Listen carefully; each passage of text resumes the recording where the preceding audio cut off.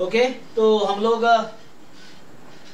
अभी इसमें क्या कर रहे थे, सेकेंड ऑर्डर इंटीग्रेशन ना, मतलब ये डबल इंटीग्रल लास्ट क्लास में जब थ्योरी किया था तो डबल इंटीग्रल के कुछ क्वेश्चन सॉल्व किए थे। अभी आता है change of order of integration. आओ थोड़ा इसको डिस्कस करते हैं, क्योंकि इस पे जनरली हर साल एक क्वेश्चन तो आता ही है change of order of integration का, कि ऑर्डर चेंज करना है आपको जनरली। तो कई बार इंटीग्रेशन क्या है ना, स्ट्रेट फॉरवर्ड सॉल्व करना बहुत डिफिकल्ट होता है, लेकिन ऑर्डर चेंज करो तो बहुत इजीली सॉल्व हो जाएगा। तो इसलिए ये थोड़ा टॉपिक जरूरत पड़ती है इसकी।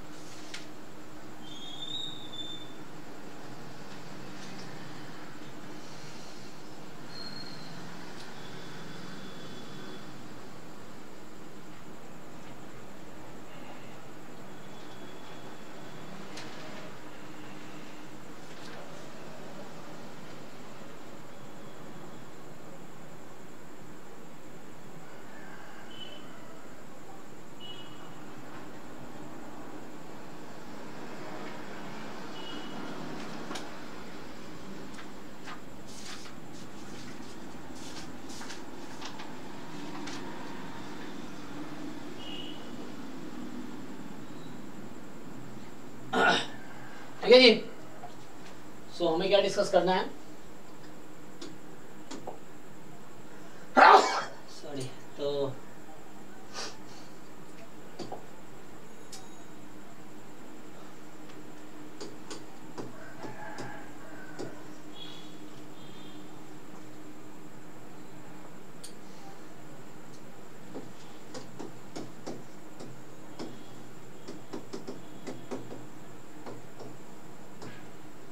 ठीक है।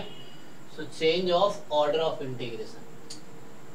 सो इंटीग्रेशन के ऑर्डर को चेंज करना है। क्यों चेंज करना है, ये तो क्वेश्चन में डायरेक्टली बोलेगा कि चेंज करो तो करना पड़ेगा। समटाइम्स कैलकुलेशन डायरेक्ट इंटीग्रेट करना बहुत डिफिकल्ट होगा, तो हम ऑर्डर चेंज करके इजीली इंटीग्रेट कर पाएंगे। तो इसका स्टोरी क्या है, इसका स्टोरी ये है कि ये कोई रीजन है, मान लो यहाँ पे कोई फंक्शन है fxy dx dy और ये रीजन r है। So this integral is over region r। तो कोई प्रॉब्लम नहीं है, मुझे इसी इंटीग्रल को रीजन r पे इंटीग्रेट करना है, इसको भी चेंज नहीं करना, बट यहाँ पे dy dx कर देना है। तो हो क्या रहा है, यहाँ dx dy है, यहाँ dy dx है, ऑर्डर चेंज हो रहा है। क्यों? सो यहाँ पहले आप x के रेस्पेक्ट में इंटीग्रेट करोगे ना, here you have to integrate with respect to x first then y, यहाँ you have to integrate with y first then x। तो यहाँ पे क्या होता है कि इसको थोड़ा और डिटेल में लिखूं, लाइक कि यहाँ पे कुछ ऐसा बनेगा, f of xy dx dy है। So limit will be like x is equal to some let's say g1 x2 g2 x और यहाँ होगा सम a to b, ऐसा कुछ हो सकता है। इसी को आपको चेंज करना है। सो दिस फंक्शन सेम ही रहेगा dy dx। अब ये y की लिमिट है तो y की लिमिट x के टर्म में आएगी। तो यहाँ पे कोई फंक्शन होगा, मान लो hx या h1x, तो y is equal to h1x to h2x, तो y is equal to h2x लिख सकते हो, कोई प्रॉब्लम नहीं है। यहाँ भी x is equal to, x की लिमिट लिखी हुई है इसलिए लिख रहा हूँ, यहाँ y की लिमिट है और x की लिमिट क्या है, हो सकती है c से d हो जाए। तो ऐसा होगा, आपको ऐसा बनाना पड़ेगा, ऐसा है तो ऐसा बनाना पड़ेगा। तो आपको बताएगा क्वेश्चन में कि change the order of integration, तो हमें और इंटीग्रेशन के ऑर्डर को चेंज करना है, ठीक है ना। तो इसको इसमें रिड्यूस करेंगे और इसको इसमें रिड्यूस करेंगे, ठीक है।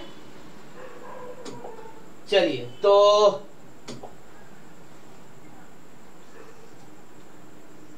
ठीक है ना, तो ये यही कॉन्सेप्ट यही है। अब कैसे चेंज करना है तो क्वेश्चन को दूर समझ आएगा आपको कि जैसे होता क्या है, जैसे कोई रीजन मैं बनाऊं, फॉर एग्जांपल लेट्स से इस तरह कुछ रीजन है, फॉर एग्जांपल ऐसा ले लीजिए, या अभी थोड़ा आसान के लिए ये रीजन है, मान लो आपका ये रीजन आर है, तो होता क्या है, जैसे कोई जरूरी नहीं कि ये रीजन तो बहुत आसान सा दे दिया, कैसा भी हो सकता है, टू कर्व्स होंगे ना, तो क्या लिखूं, जैसे इस तरह से है, इस तरह से है, मान लो चलो ये जैसे है, रफली मैं कुछ ऐसे आइडिया लेता हूँ, तो इस तरह से हो सकता है ये, तो ये सी डी है, मान लो ये ए बी है, ऐसा बोल दो, या जो मैंने यूज किया है,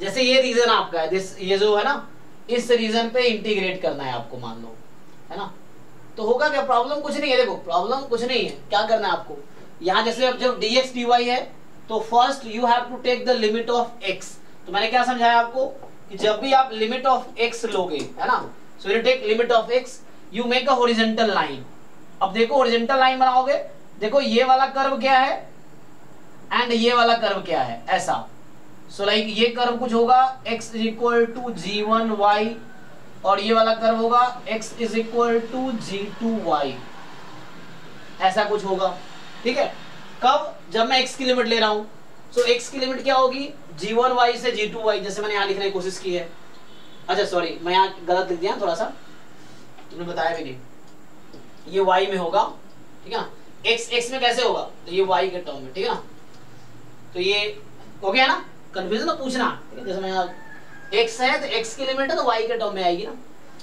और y की लिमिट x के टर्म में आएगी, ठीक, देखो तो यहां होगा x is g1y to g2y, and अब ये देखना होता है कि ये y कहां से कहां तक, a से b, तो ये y क्या है, a से b, सेम क्वेश्चन को आपको ऐसा लिखना है तो कोई प्रॉब्लम नहीं है, तो आपको क्या करना है कि just you have to take a vertical strip, ऐसा लो, अब ये देखो लोअर ये क्या है और अपर क्या है, लेकिन यहाँ लिखना कैसे है, तो यहाँ आपको देखना पड़ेगा इसमें कि y is equal to h1x, colour visible होगा नहीं, है ना, और ये y is equal to h2x, तो ऐसा करना पड़ेगा, ठीक है, देखो तो दो अलग अलग मतलब आपके पास वो होगा, आंसर सेम ही आएंगे, है ना, बट लिखना है दो फॉर्म में, तो ये है ना दिस, सो यहाँ पे जो मैंने लिखा है y is equal to h1x, और ये जो रीजन होगी y is equal to h2x, ठीक है ना,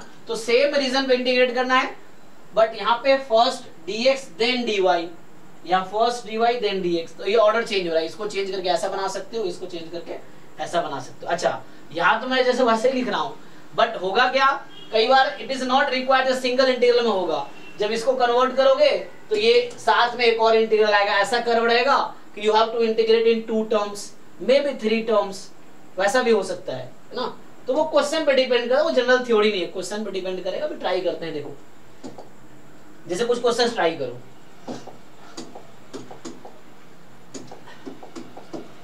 तो आपको क्या करना है कि change order of following double integrals,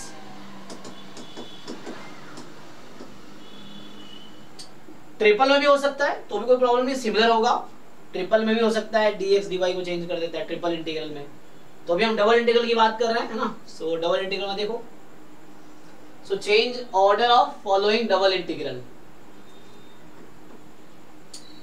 तो यहां पे क्या होगा, जैसे पहला क्वेश्चन लिखो, एक आसान सा कर लिखता हूं, नहीं, सो पहला है जैसे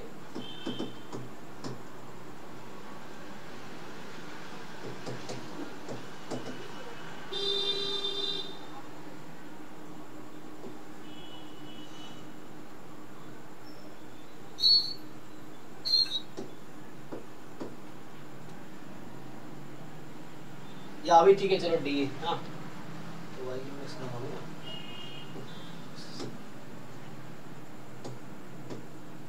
जैसे आपको पहले तो ऑर्डर चेंज करना है, then you have to find the value also, तो क्वेश्चन है change the order of integral and calculate value also, आपको वैल्यू भी निकालनी है इसकी कि इंटीग्रल की वैल्यू क्या है, जरा ट्राई करो, तो पहला तो मेरा क्वेश्चन ये है कि आपको इसको dx dy में कन्वर्ट करना है, तो फंक्शन पे चेंज तो आएगा नहीं, लिमिट में चेंज आएगा, तो 1/y e की पावर -y रहेगी, व्हाट इज द लिमिट बताओ,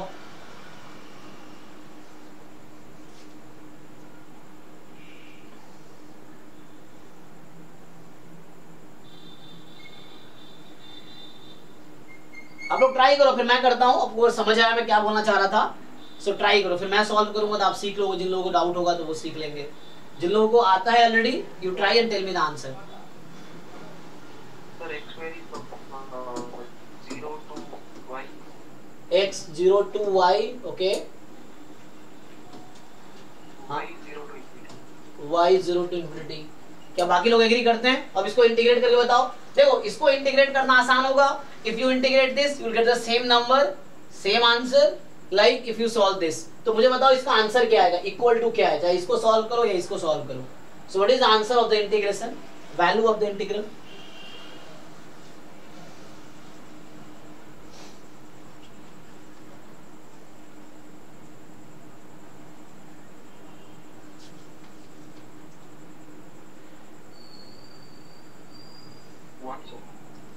ओके 1।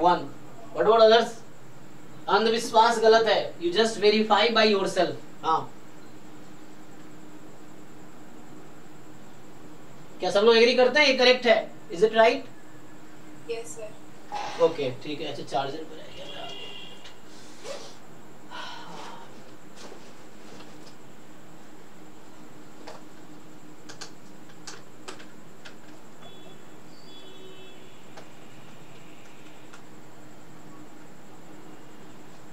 देखो so again what you will do, पहले तो मैं कल ग्राफ बना देता हूं, देखो ध्यान से।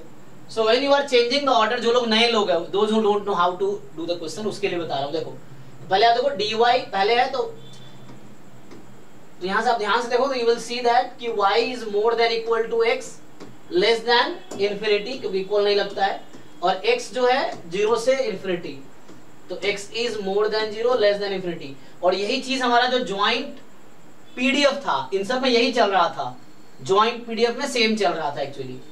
तो ये आ जाएगा मोर देन इक्वल टू 0, या हटा सकते हो इक्वल नहीं लगा तो भी कोई दिक्कत नहीं है। तो so y is between x to infinity and x is between 0 to infinity, ये यहाँ पे लिमिट है। Okay so you have to break this into, तो पहले इसका ग्राफ बना लो। तो अगर मैं इसका ग्राफ बनाऊं, सो जब भी किसी का same concept will be used, ये हम लोग यूज करते रहे ज्वाइंट पीडीएफ वाले केस में, ऐसे वहां भी करते थे। सो यहाँ पे क्या होगा कि पहले इक्वलिटी लगा दो, तो x is equal to y का ग्राफ बनाते हैं, x इज इक्वल टू 0 का ग्राफ बनाते हैं, ठीक है, और कोई जरूरत है नहीं। तो x is equal to y का ग्राफ बनाओगे, so this is graph of x is equal to y, okay. x is equal to 0 मतलब y axis, so this is x is equal to 0, okay, and this is x is equal to y। अब x क्या है, 0 से infinity है ना, okay, and y, अच्छा एक minute देखना पड़ेगा, तो हमारा क्या बोला है कि y की वैल्यू x से इंफिनिटी है, मतलब यू हैव टू सी कि x less than equal to y कौन सा रीजन है, x less than equal to y ये होगा या x less than equal to ये होगा। तो मैं डिसाइड करना है दिस वन इज ट्रू और दिस वन इज ट्रू, आपको ये चेक करना पड़ेगा। So how will you check, कई लोग ये भी डाउट रहता है कि कैसे पता चलता है कौन सा साइड है। सो ये जो इनइक्वालिटी है ना, हेयर इक्वालिटी क्या है, x less than equal to y, तो आपको डिसाइड करना है कि x लेस देन y होना चाहिए।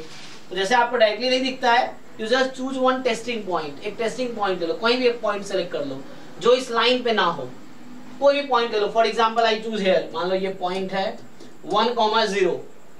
अब मुझे क्या देखना है कि x less than equal to y जो है वो किस साइड है, इस लाइन के ऊपर या इस लाइन के नीचे। तो क्या करूंगा, ये पॉइंट रख के चेक करूंगा, x को 1 y को 0 रखो, you put x1 and y 0, 1 less than equal to 0 यहां पुट किया मैंने, और ये क्या बता रहा है मुझे, फॉल्स बता रहा है। ये स्टेटमेंट ट्रू है या फॉल्स है, फॉल्स है ना। सो 1 लेस देन इक्वल टू 0 तो गलत बोल रहा है ना, 1 लेस देन 0 गलत है, तो मतलब इधर नहीं है फिर इधर है, तो this is your solution region. मतलब कहने का मतलब ये जो इसकी जो पॉइंट्स हैं जो इसको सेटिस्फाई करेगी वो इस साइड होंगी। अब क्या बोल रहा था ये कि x y is more then x less than infinity, तो y की वैल्यू x से इंफिनिटी है, ओके। किसी को डाउट है इसमें? चलो, किसी का माइक ऑन है आई थिंक, ओके। अब आप क्या करोगे, ये आपका सॉल्यूशन रीजन है, तो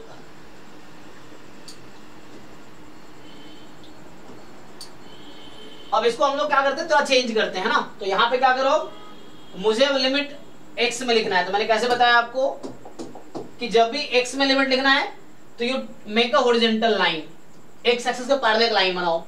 अब देखो इसका लोअर एंड क्या है, ये क्या है x के टर्म में, देखो मतलब इसका लेफ्ट एंड क्या है, ये जो एंड कर्व है ये क्या है, सो एंड कर्व है x = 0। ये जो रीजन का जो राइट एंड कर्व चल रहा है ये क्या है, बस एंड कर्व देखना है आपको, और ये एंड कर्व कॉमन होने चाहिए। जहां भी एंड कर्व चेंज होगा you have to change the integral, मतलब 2 इंटीग्रल्स फिर करने पड़ेंगे। सो अभी सिंगल कर्व यहाँ भी है, सिंगल कर्व यहाँ भी है, कोई मतलब राइट एंड में एक कॉमन कर्व है, लेफ्ट एंड में कॉमन कर्व है, इस स्ट्रिप जो मैंने बनाए हैं इसके। तो so what is this, this is x = y। तो आपको देखना है ये जो मैंने बनाया है कि इसका लोअर एंड x = 0 है, राइट एंड x = y है, तो x = y, तो x की वैल्यू 0 to y हो गई। अब आपको ये जो स्ट्रिप बनाया था अब देखना है कि ये, अभी मैंने x का देखा कि x की वैल्यू क्या है, x की वैल्यू कहां से कहां तक जा रही है। अब y पे देखना है, जिसको मूव कराने हैं आपको। तो ये इस जो सेडेड रीजन है, इनसाइड दैट रीजन ये कहां से कहां तक मूव कर सकती है। जैसे इसको मूव कराओ तो बॉटम तक लाओगे तो यहां तक आ सकती है ये, है ना, क्योंकि तो ये एक तो है ना ये वाला चीज, तो ये यहां तक आ सकती है, और ये ऊपर तो कोई लिमिट है ही नहीं है, जाती रहेगी। सो इसके ऊपर कोई लिमिट नहीं है। सो means this can move from 0 to infinity anything. या सिंपल देख लो कि जो रीजन है वो y एक्सिस को कितना कवर कर रही है, y एक्सिस पे प्रोजेक्शन ले लो, इस रीजन का प्रोजेक्शन ले लो y एक्सिस पे कि y एक्सिस कितना इस रीजन में इन्वॉल्व है। तो y एक्सिस 0 से इंफिनिटी तक पूरा इन्वॉल्व है, तो 0 से इंफिनिटी तक हो गया। अब आप इसको इंटीग्रेट कर लो, जिसको डाउट है पूछो भाई। तो शुरू में क्या था, इनिशियली क्या था तुम्हारे पास, देखो इनिशियली क्या था कि y की वैल्यू x से इंफिनिटी थी, तो y की वैल्यू क्या थी, x से इंफिनिटी थी इनिशियली, है ना। ये जो y = x to y = infinity, और ये कैसे मूव कर सकता था, तो ये 0 से लेके इंफिनिटी तक मूव कर सकता है, इसलिए ऐसा था ये।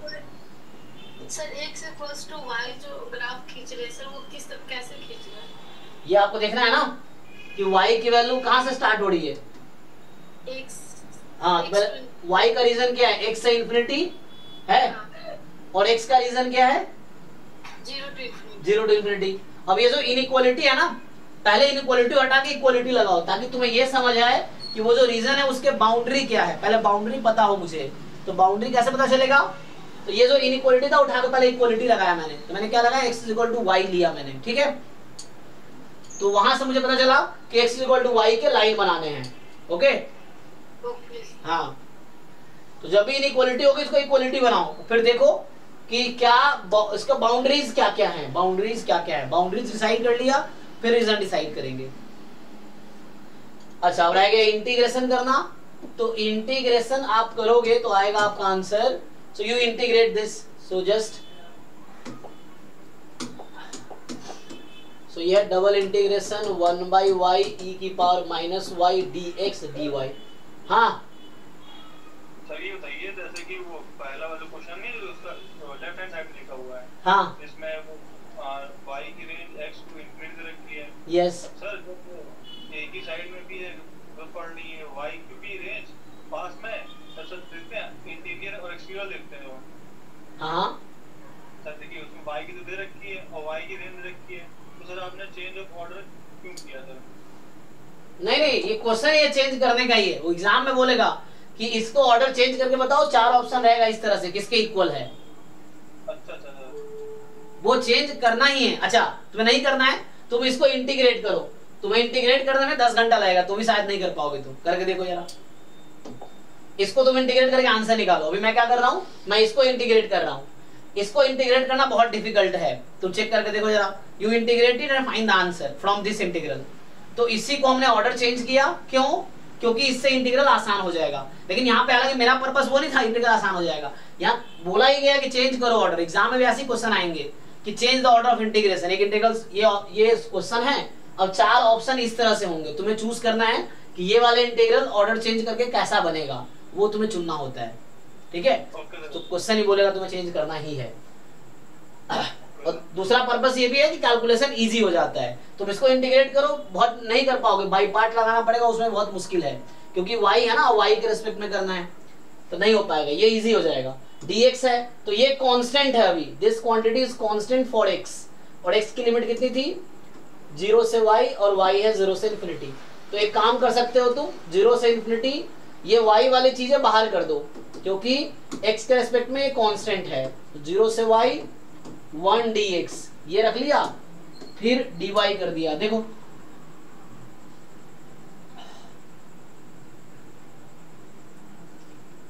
अब इसको इंटीग्रेट, 1 का इंटीग्रेशन x के रेस्पेक्ट में, x लिमिट 0 से y, तो ये सिंप्लीफाई होके आ जाएगी 1 बाई वाई ई की पावर, ये 1 का इंटीग्रेशन x 0 से y, तो ये y आ जाएगी dy। तो फाइनली अगर तुम इसको सिंप्लीफाई करो अब, तो यहां से क्या हो गया कि ये y और ये y कट गया, तो बचा 0 से इंफिनिटी e की पावर माइनस वाई dy, और ये किसके इक्वल आएगा, ये तो y की पावर 1, गामा 1 है ना, ये तो 1 ही आ जाएगा। चेक करो गामा फंक्शन क्या था, तो गामा जैसा बन गया है ना, है ना, ठीक है। जो गामा हमारा था, हमने पढ़ा था गामा अल्फा, वो 0 से इंफिनिटी y की पावर अल्फा माइनस 1 e की पावर माइनस वाई dy, यही तो होता था गामा अल्फा। तो कंपेयर कर लो, तो यहाँ y गायब क्यों हो गया, क्योंकि अल्फा माइनस 1 0 के इक्वल है, तो अल्फा की वैल्यू 1 है एक्चुअली, तो ये गामा 1 के इक्वल है, जो कि 1 हो गया। ठीक है, डायरेक्टली इंटीग्रेट भी कर सकते हो। तो कहने का मेरा मतलब ये है कि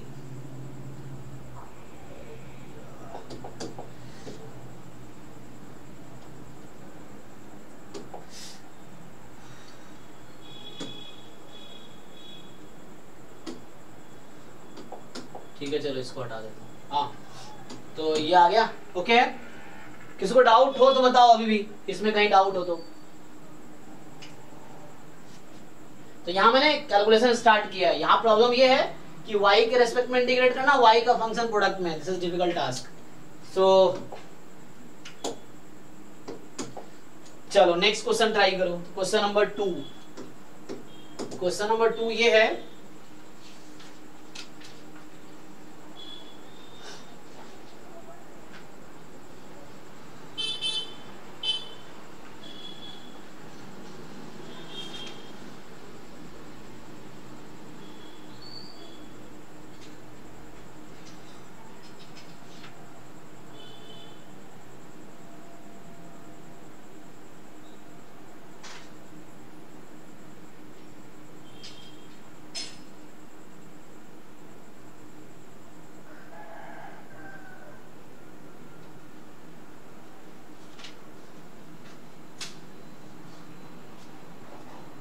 देखो ये क्वेश्चन तुम्हारे पास है, फर्स्ट क्वेश्चन कि इंटीग्रल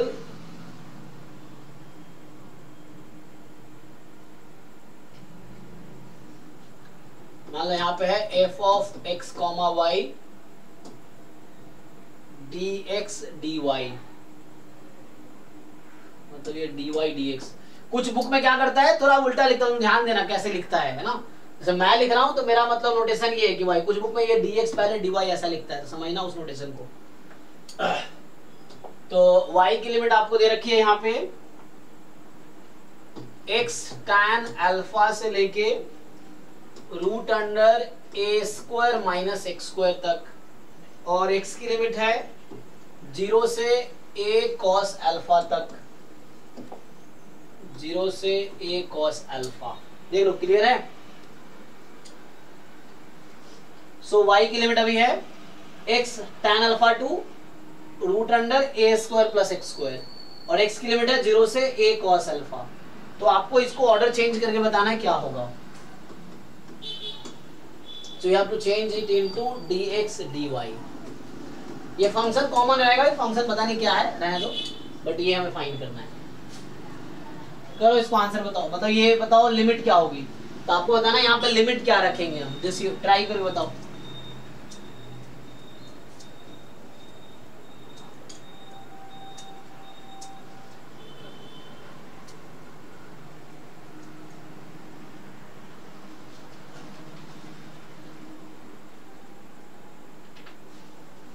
चेक करो, चेक करो। क्वेश्चन नंबर 3,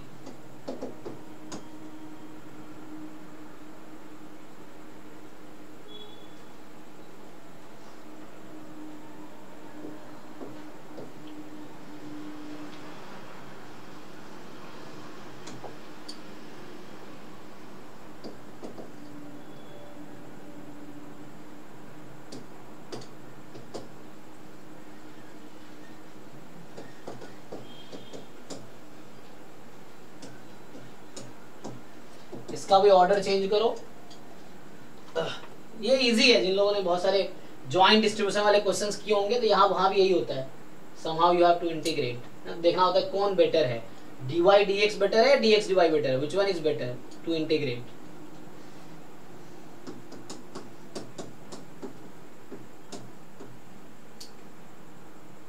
बताओ।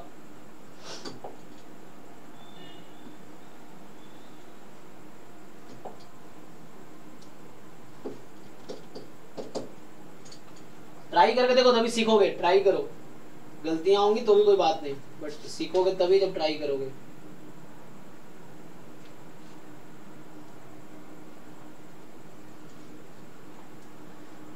चलो इसको थोड़ा सा आसान बना देता हूँ, तो इसको x इंटू वाई कर देता हूँ ना,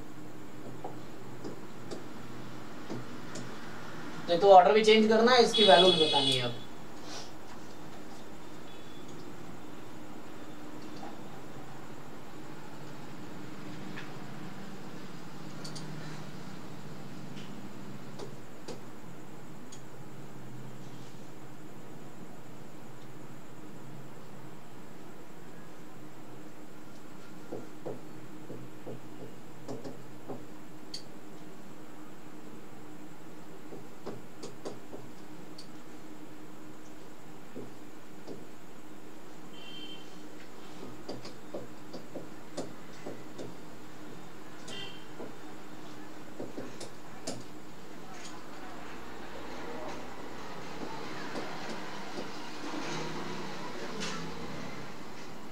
आपको ऑर्डर चेंज करना है, you have to change the order, ठीक है। तो पहले ऑर्डर चेंज करो,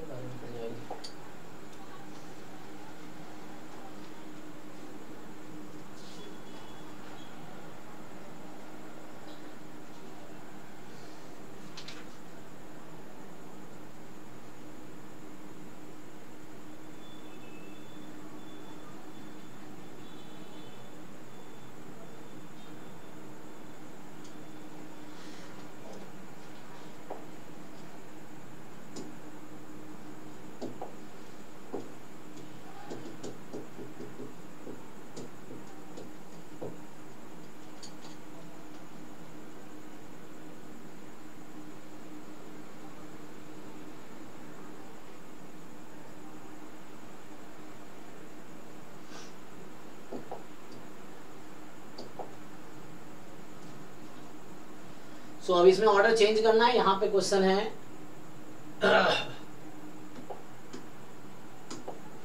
फाइंड वैल्यू ऑफ इंटीग्रल्स। जैसे क्वेश्चन नंबर 5 में है double integral x time e की power minus x square upon y dy 0 से x और dx 0 से इंफिनिटी।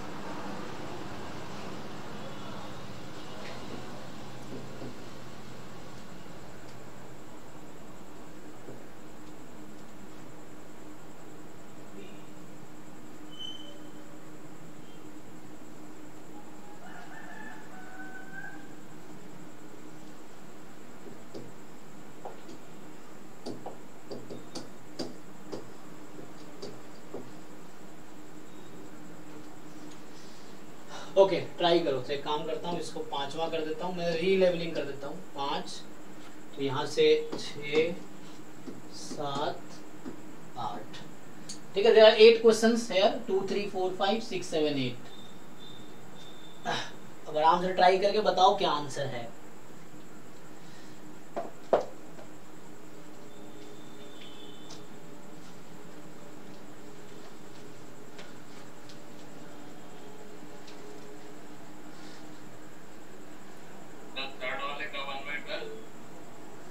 थर्ड वाले का 1/12 आंसर। अच्छा पता नहीं, बताओ, बाकी लोग चेक करो।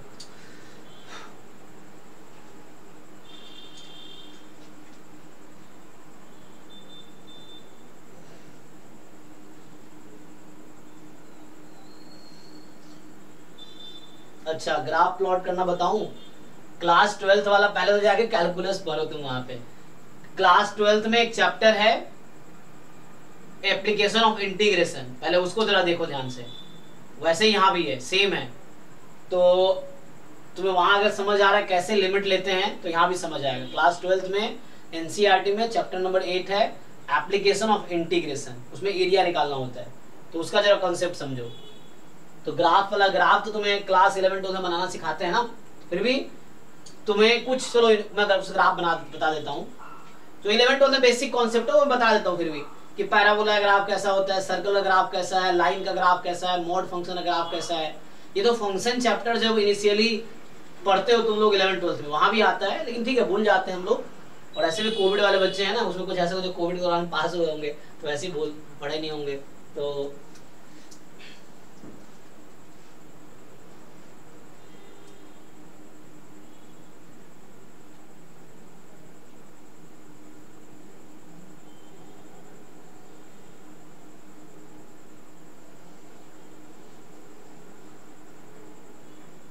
थर्ड वाले में x की रेंज 0 to √y और y की रेंज 0 to 2 होगी।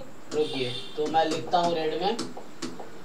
थर्ड वाले में, थर्ड बता रहे हैं आप, ओके। एक तो पहले इसने 1/12 बताया, हाँ यहाँ क्या बता रहे हैं, x की रेंज 0 to √y, 0 से √y, y की 0 से 2, 0 से 2, ओके।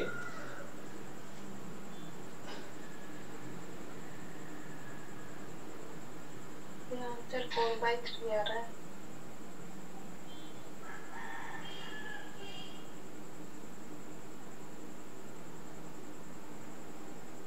कितना आ रहा, 1/12 भी आ रहा ना?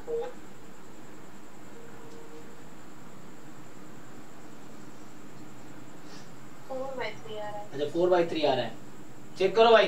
अब ये 1/12 भी आ रहा है, 4/3 भी आ रहा है। सर 5/12 आएगा। अरे भाई 5/12 भी आ गया, तो ऑप्शन बनाना पड़ेगा। 1/12, 5/12, 3/4 का मतलब हो गया 9/12, ओके।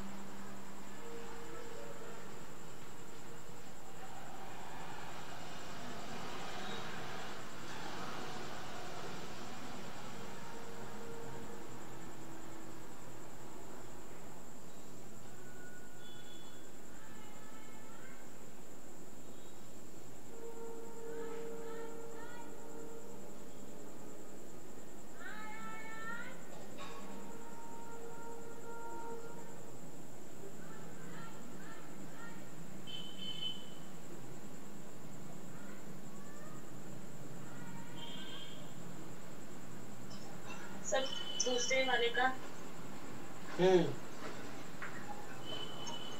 दूसरा, 0 से दूसरा, हाँ y 0 से हाँ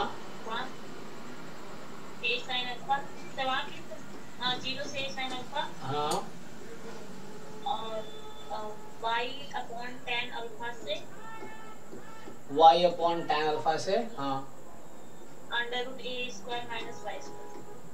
y²। A square minus Y square. Okay,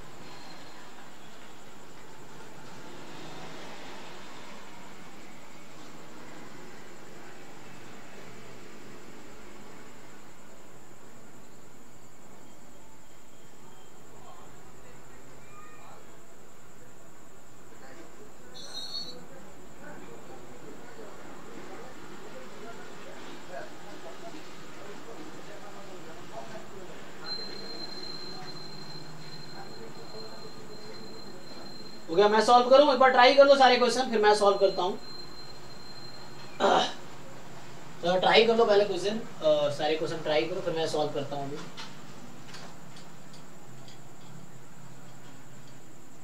try करोगे तभी सीखोगे, ऐसे नहीं मैं बता दिया तुम सीख गए, ऐसे नहीं होगा। जब तक तुम खुद ट्राई नहीं करोगे तुम्हें ये समझ नहीं आएगा तुम्हें क्या क्या आता है क्या क्या नहीं आता है। फिर जो नहीं आता है वो सीखो जब मैं सॉल्व कर रहा हूं इस तरह से।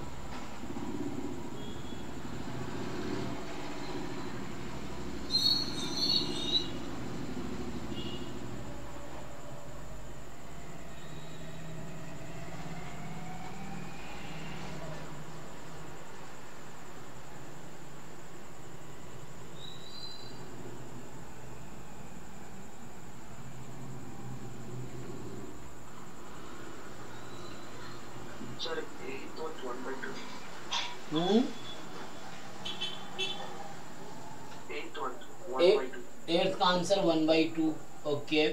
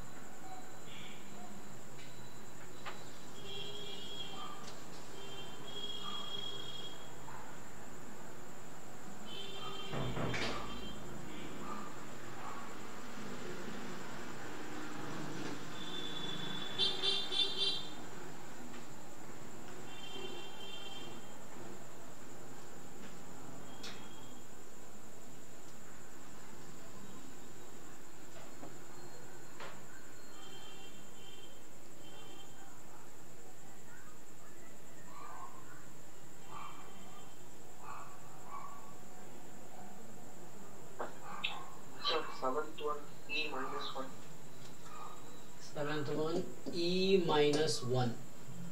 ओके, बाकी लोग भी ट्राई करो, बताओ वन बाय वन। हाँ सर वो का ग्राफ तो बन गया बट लिमिट था थोड़ा।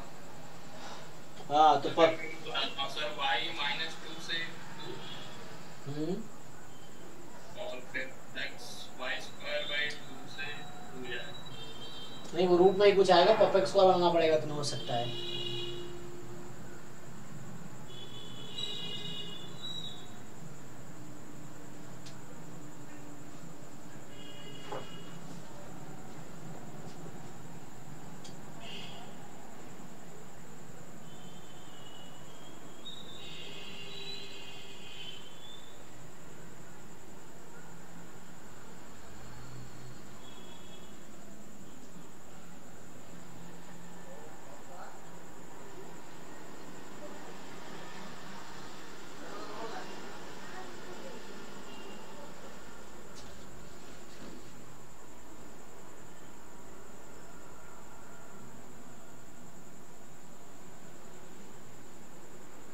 6 वाले का 1 2 है।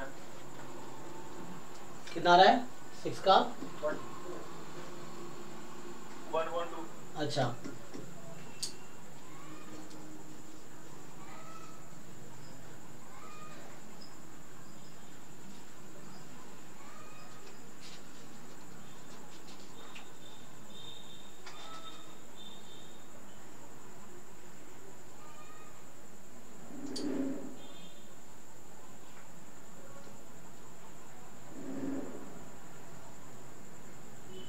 सर क्वेश्चन नंबर 5 का 16/3।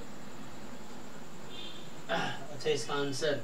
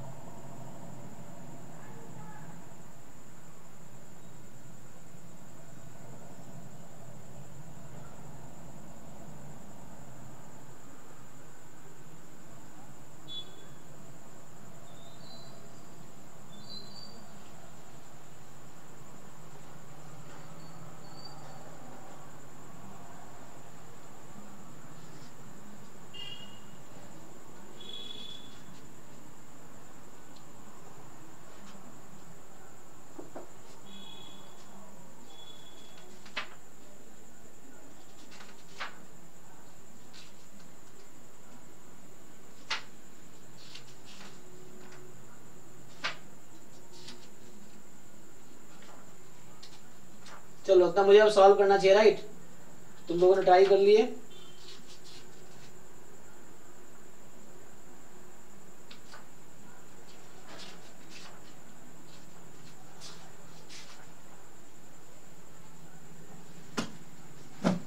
ओके आई थिंक तो ठीक है, मैंने 15-20 मिनट दिया आपको सॉल्व करने के लिए।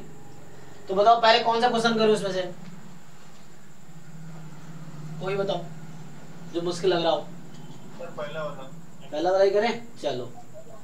तो देखिए मतलब ये क्वेश्चन नंबर 2 यहाँ पे है, जो पहला वाला है वो 2 नंबर लिखा हमने, ठीक है। चलिए तो ये क्वेश्चन है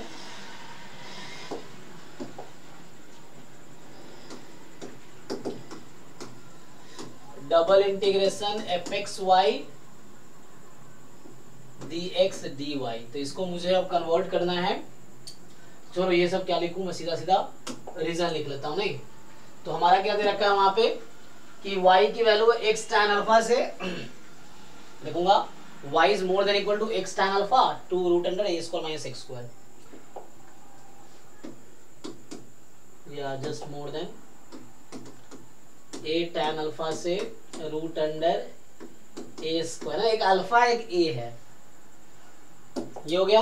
एंड दूसरा है x की वैल्यू है 0 से a cos अल्फा, तो x की वैल्यू है 0 से a cos अल्फा, ठीक।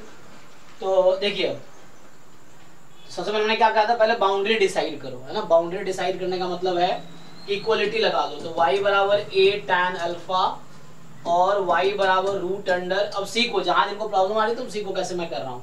सो y is equal to a square minus x square, तो यहाँ से x square plus y square is a square. तो ये वाला जो कर्व है ना, ये इसमें ये तो हाँ सर्कल का है, ठीक है ना। तो ये हो गया, और यहाँ तो ये अभी कांस्टेंट है y बराबर, अजय मैंने यहाँ थोड़ा मैंने गलत लिखा है ना, यहाँ x था, x tan अल्फा था, मैंने a tan अल्फा लिख दिया है, x tan अल्फा था ना ये, ध्यान दो।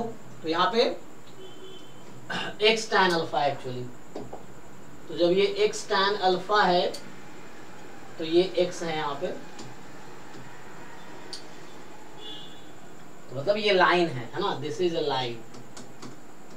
और ये हालांकि ऊपर वाला सेमी सर्कल है और ये सर्कल है, दोनों मतलब डिराइव हो रहा है, but this is semi circle, इसको बोलेंगे ये सेमी सर्कल है, और ये फुल सर्कल है एक्चुअली। तो दोनों सेम तो नहीं है, बट इससे सिंप्लीफाई करके ये एक आइडिया मिला कि ग्राफ कैसा है, ठीक है।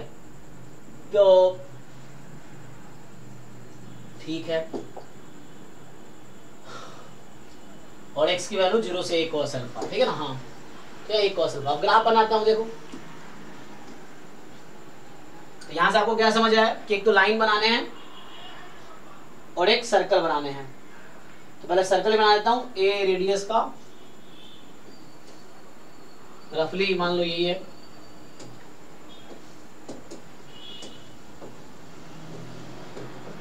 ठीक है। तो ये आपका सर्कल है रेडियस a का। अब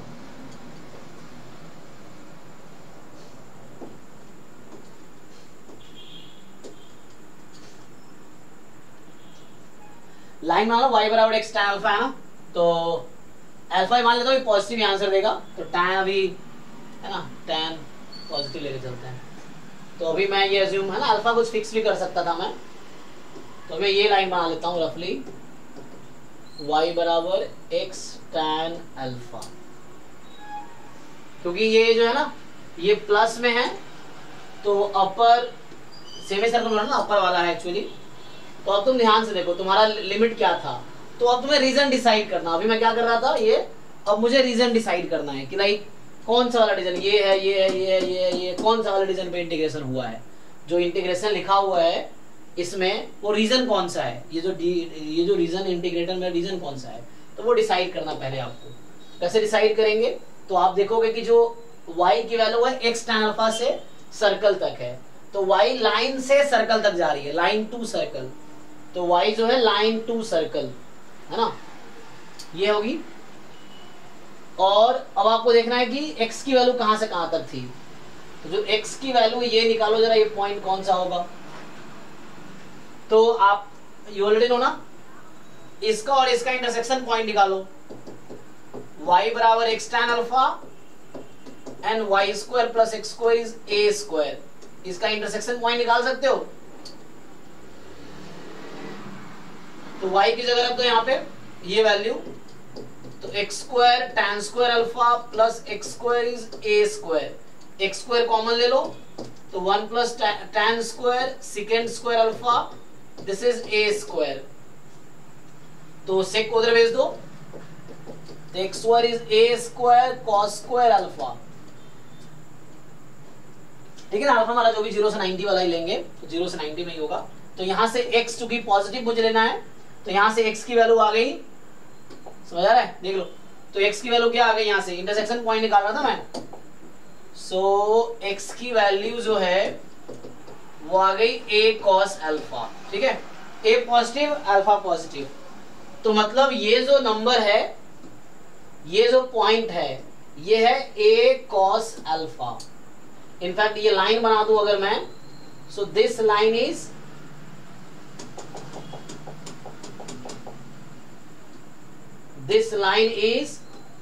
x is equal to a cos alpha. कैसे पता चला मुझे, इंटरसेक्शन पॉइंट से, कि इस पॉइंट का x कोऑर्डिनेट क्या है, a cos अल्फा है। ओके, अभी देखो जरा, तो हमारे y की वैल्यू थी लाइन टू सर्कल और x थी 0 से a, तो मतलब ये वाला रीजन है। मुझे तो दिख गया, आप लोग बताओ जी, क्या यही रीजन है या कुछ और है आप लोगों का? So this is your region of integration, हाँ है ना? जिन लोगों का आंसर आया बताओ। फाइन, अब हो क्या रहा था वो अभी मैं मैच करता हूं। तो जो y की वैल्यू है एक्चुअली इस कर्व से लेके इस कर्व तक जा रही है, देखो, तो लोअर कर्व ये है, अपर कर्व ये है, और x की वैल्यू यहां से लेके यहां तक जा रही है, वो x इतना कवर कर रहा है, प्रोजेक्शन इसका x एक्सिस पे ये आ रहा है। अब मुझे इसी को ऑर्डर चेंज करना है। अब ध्यान दो, तो तुम्हें क्या करना है, अब ऑर्डर चेंज करना है इसका। सो अभी तुम्हारा जो इंटीग्रल था वो सिंगल इंटीग्रल था कि f of x y d y d x, तो y की लिमिट पता है तुम्हें, x tan alpha to root under a square minus x square, और ये था 0 to a cos alpha. Okay, अब मुझे इसको चेंज करना है, तो ध्यान दो, अब क्या करोगे तुम, अब तुम जो पहले तुम्हें क्या करना है, this you have to write in terms of function, तो सेम ही रहेगा, f of x y d x d Y.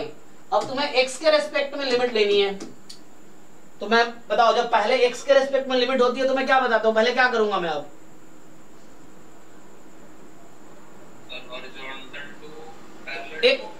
एक हॉरिजॉन्टल लाइन बनाऊंगा मैं x के पैरेलल इस रीजन में। अब देखो जरा ध्यान से, तो मैंने पहले एक हॉरिजॉन्टल लाइन बनाई x के पैरेलल, अब मुझे इसका एंड कर्व देखना है और ये सेटेड रीजन कवर करता हो ध्यान दो, तो ये कर्व तो कॉमन है, बट ये ध्यान दो यहां कुछ और है, और जब ये ऊपर जा रहा होगा तो क्या लगता है, ये राइट कर्व कॉमन रहेगा या चेंज होगा? जब ये ऊपर जा रहा होगा तो चेंज होगा ना, तो ये सिर्फ यहां तक हो सकता है, राइट? तो मतलब यहां तक सिर्फ ये जो अभी हॉरिजॉन्टल लाइन मैंने बनाए हैं वो सिर्फ 0 से वहां तक जा सकता है, आगे जाएगा तो उसका राइट वाला कर्व चेंज हो गया, तो मुझे इंटीग्रल चेंज करना पड़ेगा। तो मींस अब ये समझो, कई लोग ये भी क्वेश्चन रहता है कि सर कैसे पता चलता है कि ऑर्डर चेंज करने पे 2 इंटीग्रल बनेंगे या 1 बनेंगे या 3 बनेंगे, ये ग्राफ से पता चलता है। यहां मुझे दिख गया कि राइट कर्व एक बार ये है, दूसरी बार ये है, तो जब मैं इसको मूव कराऊंगा, ये जो हॉरिजॉन्टल लाइन है इसको जब मैं मूव कराऊंगा ना, तो लेफ्ट कर्व तो कॉमन है, लेफ्ट वाला चेंज नहीं हो रहा। राइट में शुरू में ये पॉइंट क्या है, इसका पॉइंट का कोऑर्डिनेट देख लो, तो यहाँ तो x आया था a cos अल्फा, तो y क्या आएगा, पुट कर दो यहाँ से, तो x tan अल्फा है ना, tan से multiply sin upon cos cut गया a sin अल्फा। तो ये पॉइंट y एक्सिस पे जो है, ये लाइन जो है y बराबर a sin अल्फा है, मतलब y कोऑर्डिनेट इस पॉइंट की जो भी पॉइंट है उसका a sin अल्फा है। तो मतलब जब y की वैल्यू 0 से a sin अल्फा तक रखूंगा मैं, तो उस केस में x की लिमिट, एक ये कर्व है और एक ये वाली लाइन है। जब मैं y की लिमिट a sin अल्फा से 1 तक लूंगा तो ये लाइन क्या है, ये line y is equal to 1 है। तो जब ये हमारा जो स्ट्रिप है ये ऊपर जाएगा, a sin अल्फा के ऊपर जाएगा, तो राइट कर्व अब सर्कल हो जाएगा। और अभी राइट कर्व क्या था, लाइन था। तो कर्व चेंज हो रहा था, किसी भी एक साइड का कर्व चेंज हो रहा हो तो इंटीग्रल तुम्हें चेंज करना पड़ेगा, मतलब दो इंटीग्रल बनेंगे। अगर 3 कर्व बन रहे हैं एक साइड में चेंज होके, 3 अलग अलग कर्व मिल रहा है तो 3 इंटीग्रल बनेंगे। तो यहाँ आंसर 2 इंटीग्रल में आएगा, जिसने आंसर बताया गलत होगा। तो यहाँ पे क्या आएगा, यहाँ पे 2 इंटीग्रल बनेंगे, ऑर्डर चेंज करके 2 पार्ट बनेगा।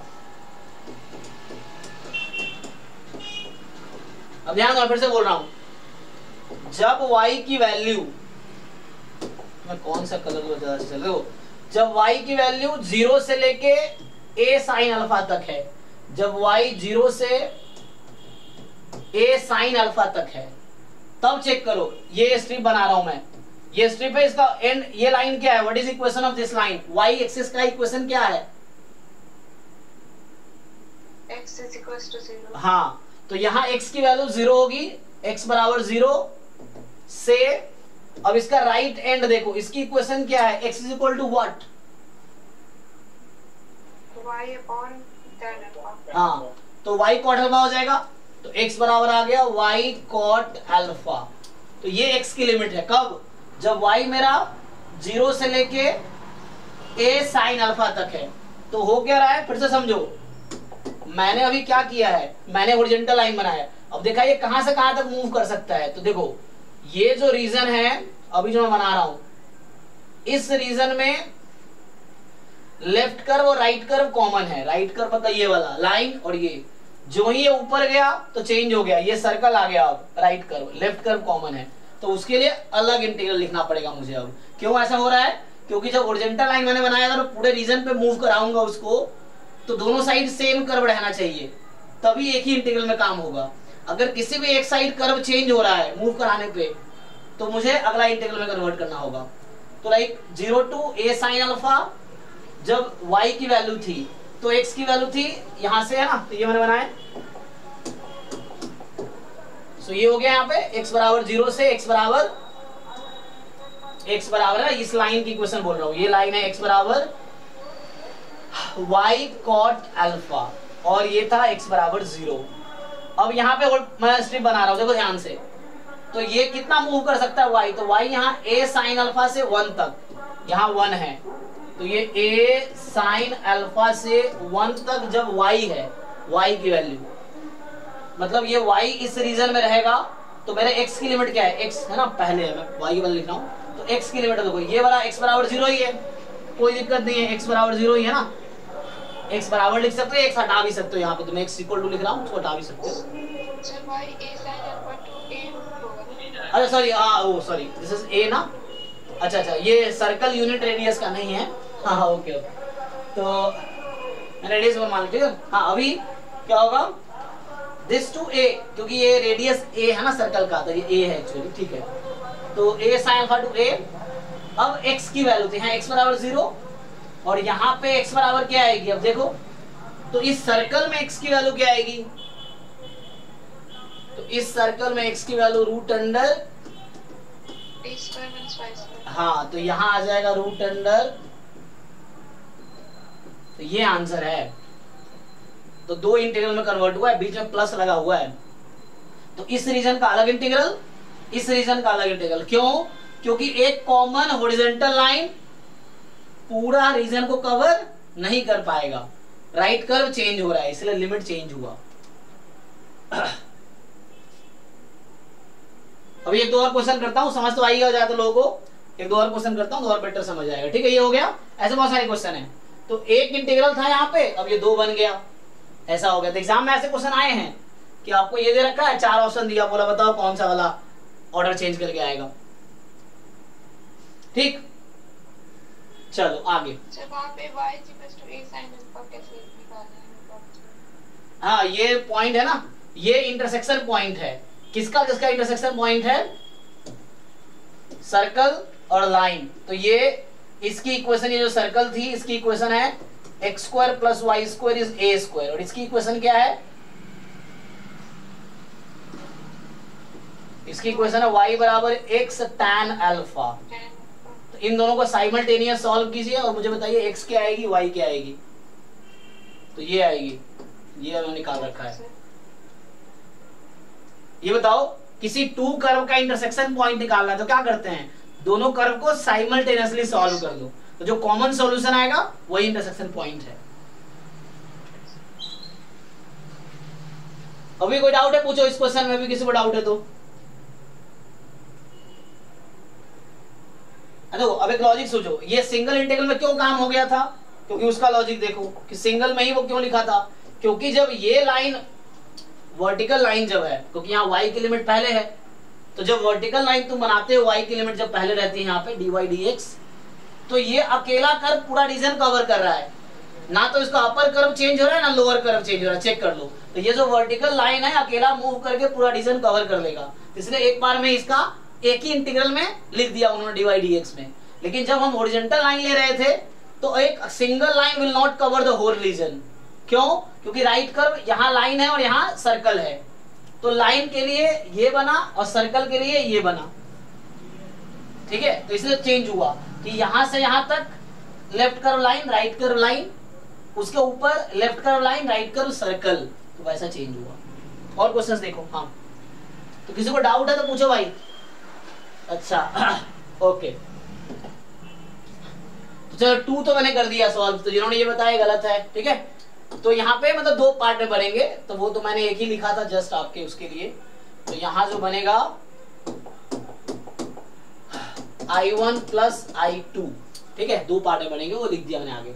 अब बताओ इसके बाद कौन सा सॉल्व करूं अभी मैं,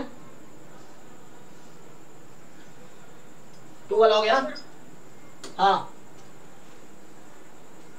नेक्स्ट कौन सा, 4th वाला। चलो 4th वाला देखो, तो 4th वाला ध्यान से देखो। अब तो जो 4th है y की value root under 2x minus x square to root 2x, so y की लिमिट है root under 2x minus x square to root under 2x, ये y की लिमिट है। x की लिमिट क्या है, ये y की लिमिट थी, y की लिमिट ये है, x की लिमिट 0 to 2। तो सबसे पहले क्या करना होता है कि out of this inequality you first find the boundaries. So boundaries मतलब root under 2x minus x square बराबर y, एक बाउंड्री ये होगा, और y बराबर रूट अंडर 2x। थोड़ा सा कर्व आपको दिखे तो थोड़ा सा कैलकुलेशन इधर उधर करके देखो, उससे आपको समझ आएगा। तो स्क्वायरिंग कर देंगे तो यहां से बनेगी, क्या हो जाएगा, y square is equal to x square minus 2x। अच्छा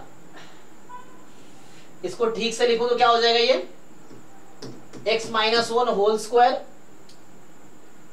आगे क्या करना पड़ेगा मुझे बैलेंस करने के लिए, बोलो प्लस 1 और अच्छा माइनस होगा, थोड़ा गलत कर दिया मैंने यहाँ पे, 1 मिनट, ये 2x माइनस एक्स स्क्वायर था ना, हाँ तो माइनस कॉमन ले लो पहले, तो x square minus 2x। Okay, अब तो माइनस, अब इसको क्या कर सकता हूं मैं, आगे क्या लिखूं, अब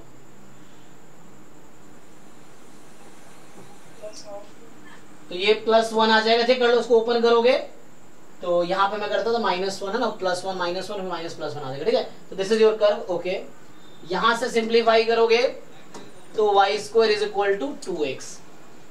तो क्या हुआ एक्चुअली, बाउंड्रीज क्या मिले, बाउंड्रीज मिला y square is minus of x minus 1 whole square plus 1 and y square is 2x, ठीक है। देखो अब थोड़े से आपको आइडिया होना चाहिए, 11th 12th में भी था कि like what is the shape of this graph, है ना। अदरवाइज एक बुक है, जिनको ग्राफ में दिक्कत है तो ऑनलाइन भी मिल जाएगा, एक बुक है प्ले विथ ग्राफ, है ना, अमित एम अग्रवाल का, तो उसमें एक्चुअली उसने बहुत सारे ग्राफ बनाए। हालांकि एडवांस लेवल में बहुत ज्यादा एडवांस है बुक, ये मतलब बेसिक से स्टार्ट करके बहुत एडवांस, पूरा बुक ग्राफ पे ही है, जेडबल के लिए लिखा हुआ है ना, play with graph, Amit M Agarwal का है ये, एक्चुअली IIT जेडबल के लिए एडवांस के लिए बुक है एक्चुअली। तो उसमें तुम्हें हर ग्राफ बना के दिखाया हुआ है कि अगर प्लस कर दोगे तो क्या होगा, माइनस कर दोगे क्या होगा, 2 से मल्टीप्लाई करोगे क्या होगा, 2 से डिवाइड करोगे क्या होगा। तो ये सारे करके उन्होंने दिखाया है कि ग्रेटेस्ट फंक्शन ले लोगे तो क्या होगा ग्राफ में, तो इस तरह से। बट तुम्हें समझना पड़ेगा, जैसे अब यही है तो कहीं ना कहीं मुझे, अच्छा एक मिनट, यहाँ तो वाई स्क्वायर नहीं है, वाई है, ठीक है ना। तो एक तो मुझे सिंपली यहाँ समझ आ रहा है कि y बराबर एक्स स्क्वायर जैसा है, और यहाँ x बराबर वाई, सही लिखा हूँ? नहीं सही था ना पहले ही, फिर तो अरे यार एक मिनट, मैं पहले ठीक से लिखता हूँ पहले इसको, एक मिनट। तो ये तो पैराबोला है, ये वाला कौन सा कर्व है, अभी ठीक से लिखता हूँ ना, तो सर्कल है। हाँ सर्कल है, तो इसको और थोड़े ठीक से लिखो। तो ये जो लिखा था मैंने कि y, इसको तो बुलाओ, y square plus x minus 1 whole square is 1। एक तो ये कर्व बना ऊपर वाला, और दूसरा कर्व था वाई स्क्वायर इज 2x। तो पहले वाला कर्व एक्चुअली सर्कल है, आप ऑलरेडी जानते हो ना, लोअर क्लास में पढ़ा था कि x minus h whole square plus y minus k whole square is equal to r square, y square is 4x, parabola और वो सर्कल। तो ठीक है, तो इसको भी हटा दो।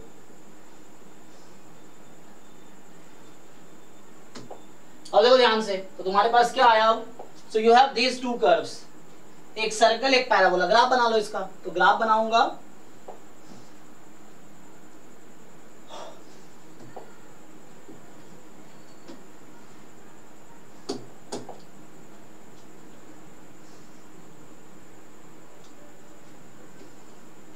देखो इसका ग्राफ बनाते हैं हम लोग, यही बनाते हैं। तो ये पता ना x minus 1 whole square plus y minus 0 whole square is 1 square. तो ये एक सर्कल है जिसका सेंटर क्या होगा,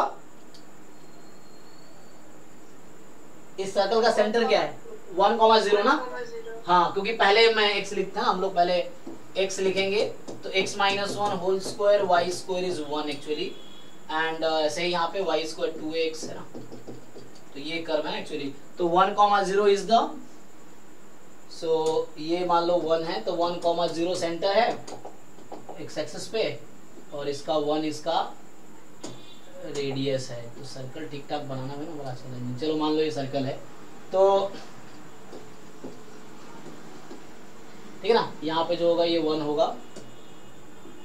और ये -1 होगा, ठीक है ना, क्योंकि 1 रेडियस का सर्कल है ना। चलो तो ये सर्कल विद सेंटर 10 रेडियस 1, तो इस तरह का होगा लगभग।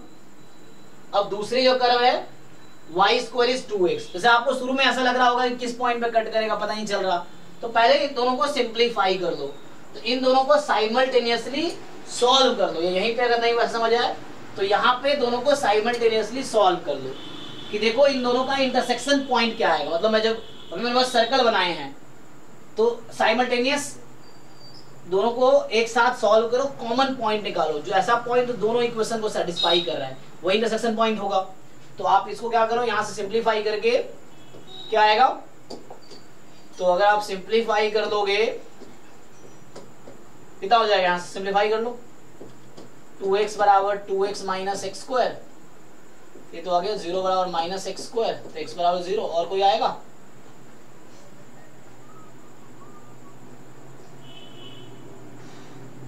चेक करो भाई, क्या इंटरसेक्शन पॉइंट और कोई आएंगे कि नहीं।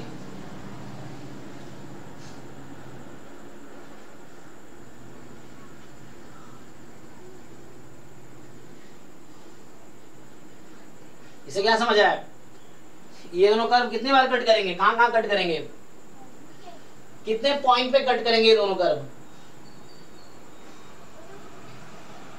बोलो। मतलब इन दोनों कर्व के बीच ये जो दोनों कर्व है कितने इंटरसेक्शन पॉइंट है,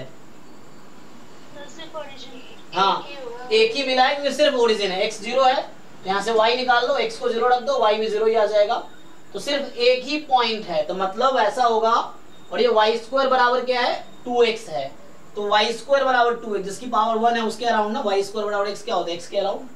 तो ये कुछ ऐसा होगा फिर, मतलब ये बीच से ना आपको ऐसा भी लग सकता है, ऐसा तो नहीं है, लेकिन अभी हमने जैसे इंटरसेक्शन पॉइंट निकाला तो मुझे समझ आया कि सिर्फ एक ही पॉइंट इसका इंटरसेक्शन पॉइंट है, 0 0, जस्ट 0 0 इंटरसेक्शन पॉइंट है, तो ये सिर्फ 0 0 पे मिल रहा है और कहीं नहीं मिल रहा है, तो ये ऊपर से जा रहा होगा, तो ये पैराबोला है आपका। So this equation is y square is equal to 2x and ये तो सर्कल है। ओके तो मैं एक बार बता दूं आपको फिर से कि एक कर्व ये आया, दिस इज वन कर्व, ठीक, and this is another curve, दूसरा कर्व आपका ये है, इस तरह से विजिबल है ना। तो मतलब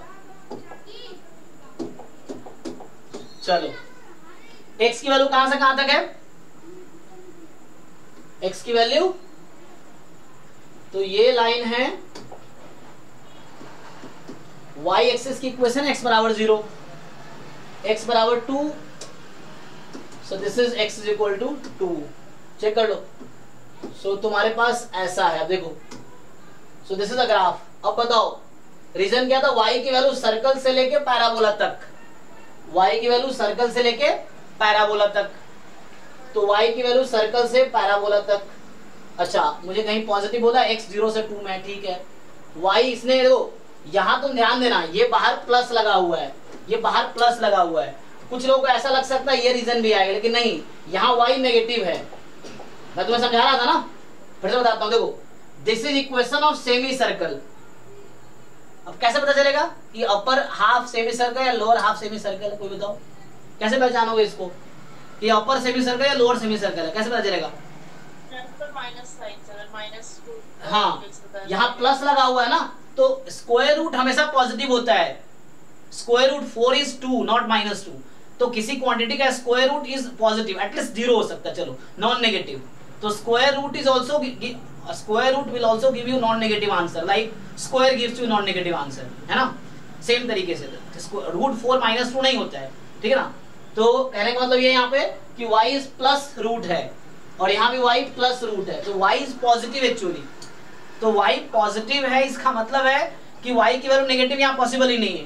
तो ये y की लिमिट जो पॉजिटिव नंबर से पॉजिटिव नंबर है, मतलब मैं ये कहना चाह रहा हूँ कि हमारा सिर्फ कॉमन रीजन इतना ही है, ये जो मैं बना रहा हूँ, ये लोअर वाला नहीं आएगा क्योंकि वो नेगेटिव आंसर नहीं ले सकता y will take always positive answer and x is also taking positive answer.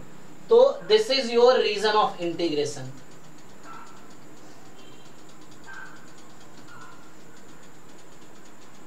अब रफली समझ लो मैं कहना चाहता, देखो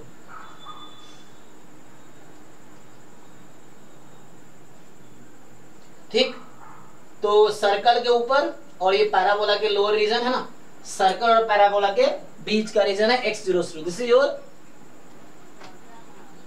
रीजन ऑफ इंटीग्रेशन। अब ये है रीजन ऑफ इंटीग्रेशन। फिर से सोचो, तुम्हारा इंटीग्रल कैसा था, तुम्हारा इंटीग्रल मतलब शुरू में जो है फोर्थ कर रहे हैं ना लोग, तो ये y की लिमिट पहले है x के बाद में, अब मैं dx dy करूंगा तो मुझे चेंज करना है dx dy में। तो अब मुझे पहले x की लिमिट देखनी है, एक्चुअली मतलब x की लिमिट फंक्शन ऑफ y आएगी, तो पहले x की लिमिट देखो। तो x की लिमिट डिसाइड करने के लिए क्या करते हैं हम, बोलो?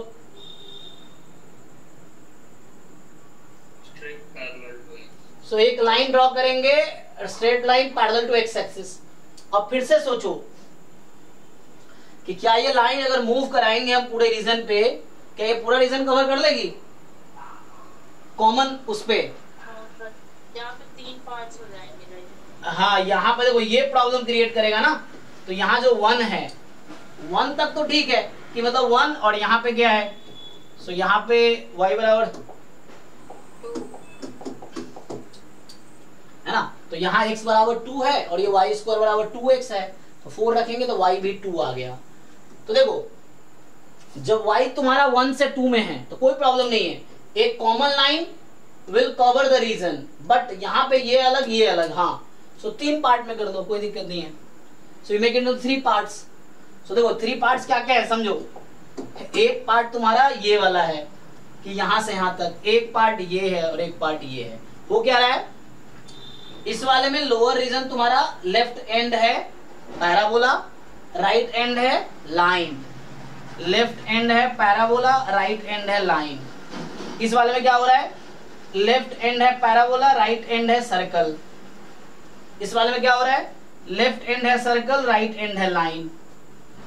तो हमें 3, इसको अब जब लिमिट चेंज कर रहा हूं सो 3 इंटीग्रल्स बनाएंगे हम लोग। अब इस रीजन पे अलग, इस रीजन पे अलग, इस रीजन पे अलग। ऐसा क्यों होता है? क्योंकि ये कॉमन कर्व दोनों एंड फिक्स रख के पूरा रीजन कवर नहीं कर पाएगा, ये यहीं तक आ पाएगा, उसके बाद कवर नहीं कर पाएगा वो। चलो ठीक है, फिर सिंप्लीफाई करते हैं। देखो तो अब मैं लिखता हूं आंसर, है ना। तो मुझे क्या करना है, अब इसका आंसर लिखना है। तो जो हमारा क्वेश्चन था एक्चुअली, पहले वो लिखता हूं। सो हमारा क्वेश्चन था fxy dy dx. So dy has limit root under 2x minus x square to root under 2x. x has limit 0 to 2. अब इसको मुझे ब्रेक करना है। चलो पहले इस रीजन की बात करते हैं।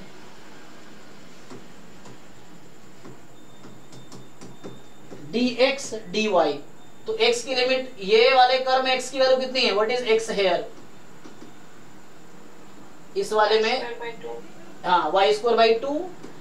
ओके, और यहाँ पे x की वैल्यू कितनी है इस लाइन में? 2। तो ये स्टार्ट ये होगा वाई स्क्वायर बाई 2 से लेके 2 तक। अब जो रीजन मैंने लिया है तो ये वाला कितना मूव कर सकता है? तो ये यहां से यहां तक, ये इस वाई एक्सिस का प्रोजेक्शन क्या है? तो ये वाई एक्सिस में कितना कंट्रीब्यूशन है इसका? 1 से 2 का। तो 1 से 2 का मतलब y 1 से 2 में ही ये रीजन है। तो ये जो रीजन है सेट रीजन, y की वैल्यू 1 से 2 के लिए वैलिड है। अगला प्लस दूसरा इंटीग्रल, मान लो पहले मुझे इस रीजन को इंटीग्रेट करना है। तो यहाँ y 0 से 1 में है, कोई प्रॉब्लम नहीं, y 0 से 1 में रहेगा। अब मुझे x की लिमिट देखनी है। तो यहाँ पे x इज इक्वल टू क्या है? 0। यहाँ पे x इज इक्वल टू क्या है? सर्कल में x इज इक्वल टू क्या है? Root under 1 minus Y square plus 1। हाँ, तो यहाँ से निकालना पड़ेगा। तो x minus 1 root under 1 minus Y square. तो x की वैल्यू 1 प्लस, चेक करो, 1 plus root under 1 minus Y square. Is it? अच्छा 2 आएगा, प्लस माइनस, है ना, क्योंकि ये स्क्वायर था ना, तो यहाँ प्लस माइनस। सी केयरफुल्ली, ये लाइन 1 है तो इसके आगे x की वैल्यू 1 से ज्यादा होगी, इसके पीछे x की वैल्यू 1 से कम होगी। सो दिस इज 1 ना, दिस इज 1 एक्चुअली। तो यहाँ पे x ये इधर जाएगा, तो x minus 1 plus minus this, तो x is 1 plus minus this. अब फिर से समझो मैं क्या बोलना चाह रहा हूं कि ये वाली जो लोअर ये सर्कल है ना, यहाँ पे x की वैल्यू है क्या होगी? 1 माइनस या 1 प्लस? इस साइड कौन सा वाला लूंगा मैं? 1 है ना, लेफ्ट साइड है, 1 के लेस में है। So 1 minus root under 1 minus Y square. Check कर लो कैलकुलेशन, तो ये हो जाएगा। तो इसमें x 0 से क्यों स्टार्ट होगा? x is equal to y square by 2 से ले लेंगे। सेकंड रीजन ले रहे हैं। एक मिनट रुको, चेक करता हूँ, रुको। dx dy, हाँ अब बताइए आप क्या कह रहे हैं? हाँ तो ये इसमें x का रीजन y स्क्वायर बाय 2 से ले लेंगे, 0 से क्यों ले रहे हैं? ये क्या है x, ये लाइन क्या है? ओह सॉरी, हाँ, अच्छा मैंने उसको मैच करवा दिया। नहीं, एक मिनट, हाँ वो ग्राफ मैंने ऐसे बनाए कि मुझे दिख रहा है वो लाइन है। एक्चुअली जो केयरफुली जो ग्राफ जब बनाए थे हमने, हाँ ठीक है आप सही कह रहे हो, वो मेरी गलती है यहाँ पे। मतलब हमने ग्राफ ऐसा बना दिया मैंने कि जैसे लग रहा है लाइन पे ही जा रहा है। एक्चुअली ये ऐसा जा रहा था ना शुरू में, वो ड्रॉ कर करके मैंने वो लाइन पे ले आया। हाँ यहाँ पे एक मिनट, ये थोड़ा सा मिस्टेक कर रहा था मैं। देखो फिर ध्यान से, ये ऐसा था, मतलब फिर से ग्राफ बनाना पड़ेगा। तो ये रीजन है एक्चुअली। तो चूंकि मैं इतनी बार लाइन बनाया कि वो मिल गया उसके साथ एक्चुअली। सो ये जो हमारे पास पैराबोला है, सबको समझ आया ना क्या पॉइंट है? मतलब ये एक्चुअली ये हमारे पास यहाँ पे पैराबोला टू सर्कल है ना? हाँ, पैराबोला टू सर्कल। यहाँ पे x की वैल्यू कितनी है? तो यहाँ पे जो x की वैल्यू तो कॉमन ही रहेगा। तो ग्राफ रखिए है ना, वो साफ बनाना पड़ेगा ना ताकि क्लियर है। तो x की वैल्यू y स्क्वायर बाई 2 से यहाँ पे x की वैल्यू क्या है? ये हमारा ओरिजेंटल स्ट्रिप है जी, ये ओरिजेंटल है, ये ओरिजेंटल लाइन बना रहा हूँ। तो left end y square by 2 से 1 minus root 1 minus y square 1 minus Y square, ये आ गया। अच्छा फिर नेक्स्ट तीसरा इंटीग्रल भी बनाएगा ये तो, सो थर्ड इंटीग्रल भी होगा। सो यहाँ पे plus f x y d x d y. फिर से ध्यान दो अब, तो अब यहाँ पे क्या हो रहा है कि एक तो ये है और एक लाइन है, यहाँ पे ओके है ना, हाँ यहाँ पे लाइन ही है। तो जब ये लाइन बना तो इधर सर्कल, तो ये 1 से ज्यादा होगा इस साइड, तो 1 plus root under 1 minus Y square से ये क्या था 2 तक, और y अब ये कितना मूव कर रहा है, तो यहाँ भी 0 से 1 ही है, कोई प्रॉब्लम नहीं है। तो पहले इस रीजन पे इंटीग्रेट हुआ, फिर इस रीजन पे, फिर इस रीजन पे। सो वही इंटीग्रल है, जब ऑर्डर चेंज किया हमने dx dy किया, 3 अलग अलग इंटीग्रल बनाए और सम हो गया, मतलब इक्वल आएगा उसके। तो वैसे एक ही रीजन पे था पूरा, अब वो चेंज हो गया, तो इस रीजन पे इस पे आंसर सेम ही आएगा। तो चेक करो, किसी को डाउट हो तो बताओ, अभी भी क्वेश्चन पूछो।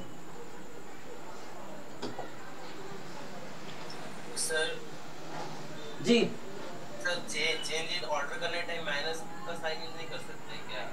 मतलब जैसे पैराबोला माइनस सर्कल कर देते तब भी आंसर आ जाता। पैराबोला माइनस सर्कल, अच्छा तो वो तो पहले किया हुआ है ना, पैराबोला माइनस सर्कल किया तो है। तुम्हें समझना है किसकी लिमिट पहले लिखनी है, वही तो दिमाग लगाना है। तुम जो सोच रहे हो ऐसे सोच रहे हो कि y की लिमिट ले लो पैराबोला माइनस सर्कल, तो वो तो यहाँ किया हुआ ही है पहले से। तुम्हारे एग्जाम में क्या होगा, ये क्वेश्चन कैसे आएगा, ये दे रखा है, अब 4 ऑप्शन होगा, उससे किसके इक्वल है, तो तुम्हें ये जो ऑप्शन रहेगा वो करेक्ट होगा। तो तुम अब पैराबोला माइनस सर्कल नहीं करो, अब ये करोगे, इधर करोगे लाइन माइनस पैराबोला, इसमें सर्कल माइनस पैराबोला, इसमें लाइन माइनस सर्कल, तो वो किया है मैंने। तो जैसे मैं कह रहा हूँ 11th 12th में जो एप्लीकेशन ऑफ इंटीग्रेशन है, मैं कुछ क्वेश्चन करके दिखाता हूँ। तो जो क्लास 12th में एप्लीकेशन ऑफ इंटीग्रेशन जो है, मुझे तो एक बार मैं रिवाइज कराऊंगा ना, मैंने इंटीग्रल कराए थे वो रह गए एक्चुअली। जब इंटीग्रल कैलकुलस स्टार्ट कर रहा था मैं, तो पहले 2 क्लास मैंने 11th 12th वाली ही कराई थी, तो वो सिर्फ इंटीग्रल कराया था, इंडेफिनिट और डेफिनिट। वो अगला चैप्टर रह गया, चैप्टर 7 था, वो है एप्लीकेशन ऑफ इंटीग्रल, वो अभी मैं कराता हूँ ना एरिया में नेक्स्ट क्लास में। तो नेक्स्ट क्लास में जो मैं कराऊंगा क्लास 12th वाली होगी। तो उसमें क्या होता है कि हर क्वेश्चन 2 तरीके से सॉल्व होगा, dx dy से भी, dy dx से भी। चाहे तो डबल इंटीग्रल कर लो, या 11th 12th में बच्चों को सिंगल इंटीग्रल से एरिया निकाला जाता है, सेम ही चीज है एक्चुअली। तो मैं तुम्हें बताऊंगा करके। तो लाइक वहां भी तुम यही देखोगे, वहां भी ऐसे ही होता है कि तुम्हें देखना है ना कि लिमिट दिस माइनस दिस कब होगी, मतलब राइट माइनस लेफ्ट कब होगी, और अपर माइनस लोअर कब होगी। तो अपर माइनस लोअर हम तब करते हैं जब हम y की लिमिट ले रहे हैं। जैसे एरिया तुम 11th 12th में जिन लोगों ने पढ़ा है ना, जो 11th 12th का कॉन्सेप्ट बता रहा हूं मैं, तो एरिया को तुम ये भी लिख सकते हो fx dx a to b। इसी fx को तुम उसमें ना लिख के gy dy c to d। तो हर क्वेश्चन 2 तरीके से सॉल्व हो सकता है जो क्लास 12th में था।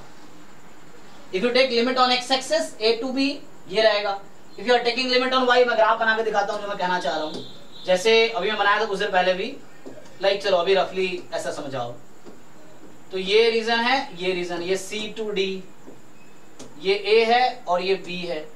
तो तुम क्या करोगे, तुम किसमें किसको माइनस करो। जब तुम ऐसा कर रहे हो तो अपर माइनस लोअर, तो जब मैं y के रेस्पेक्ट में लिमिट ले रहा हूँ, तो ना मतलब जब वहां पे तो चूंकि तुम्हें दिख रहा है कि तो यहाँ 2 कर्व है, तो इसके लिए फॉर्मूला क्या होगा, इसके लिए फॉर्मूला लिख देता हूँ मैं।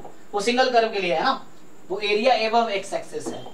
जो ऊपर वाला लिखा है ये 11th 12th वाला बता रहा हूँ, उसमें क्या होता है ये है कि कोई कर्व ऐसा है, मान लो है ना, तो ये स्ट्रेट मेरा, तो ये y बराबर fx है, तो इसका इंटीग्रेशन ये आ जाएगा।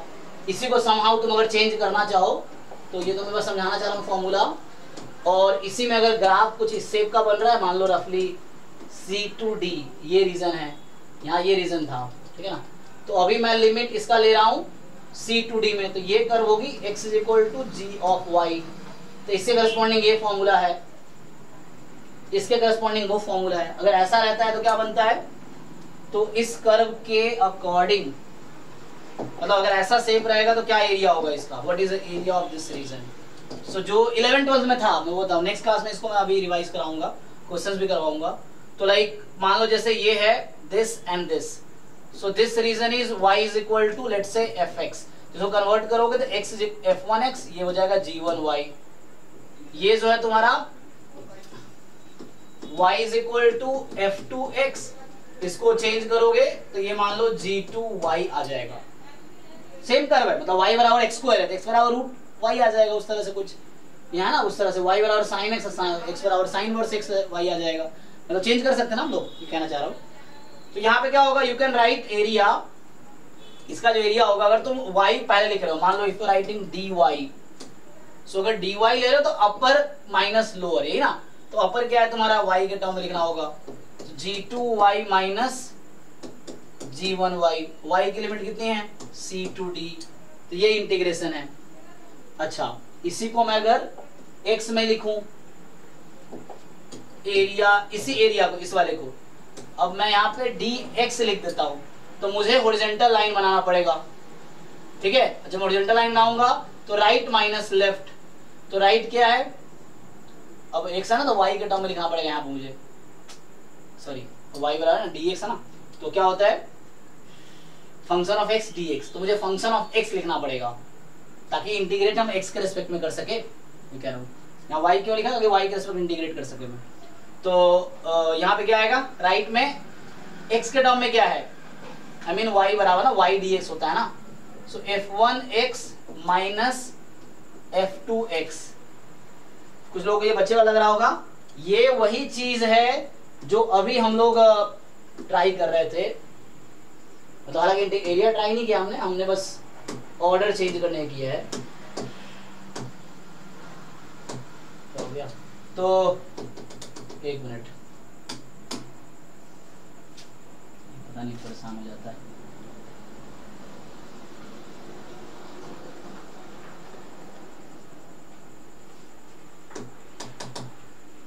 हैंग कर गया क्या? देखो तो इसमें क्या होगा, तो ये कह रहा हूं कि this integral can be written as integral, है ना, तो तुम ऐसे भी लिख सकते हो dx dy, x की लिमिट क्या होगा g1y से, x की लिमिट g1y से g2y, सॉरी g2 से g1 ना, क्या लिखूं इस तरह, g1 से g2, g1 किस साइड है मेरा, यहाँ में थोड़ा गलत लिखा ना, चेक करो एक बारी। तो जब हम y के लिख रहे हैं ना, तो है ना राइट माइनस लेफ्ट, तो राइट में तो g1 था ना, राइट माइनस लेफ्ट जब y के लिख रहे हैं, और x के लिख रहा हूं तो अपर माइनस लोअर, मतलब अगर x के रेस्पेक्ट में तो क्या होता है dx, तो y है ना y2 माइनस y1, तो y2 माइनस y1, तो ठीक है y2 माइनस y1, क्या देखो ये होगा, एक बार चेक करो,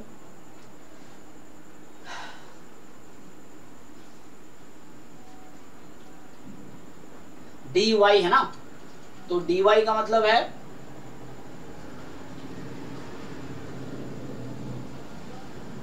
राइट माइनस लेफ्ट, ठीक है, dx अपर माइनस लोअर, तो अपर माइनस लोअर, तो f2 माइनस 0, तो चेक कर लो एक बारी f2, ये बस उसका आंसर चेंज आएगा। तो यहाँ के हिसाब से क्या होगा, हमारे पास dx है ना, तो dx में क्या होगा यस, तो दिस टू दिस, तो यहाँ पे क्या है x की लिमिट g2 से g1, ठीक है, देख लो एक बारी, g2 से g1, एंड y की लिमिट क्या है c2d, एंड इसी को मैं अगर डबल इंटीग्रल में लिखूं तो क्या लिख सकता हूं, अरे वही कर रहे हैं जो अभी तक हम लोग रीजन पे इंटीग्रेट कर रहे थे ना, वही यहाँ भी कर रहे हैं, कुछ अलग नहीं कर रहे हैं हम लोग, कि वही चीजें मैं कर रहा हूँ, बस यहाँ पे जैसे लिखा हूँ आप लिखूंगा dy dx, तो जैसे y की लिमिट लोगे तो क्या लिखोगे, y की लिमिट है ना, तो अपर माइनस लोअर, मतलब y की लिमिट अभी लिख रहा हूँ इसीलिए, तो y की लिमिट क्या होगी f2 माइनस f, है ना, तो लिमिट क्या लेंगे हम, तो यहां से यहां तक ना,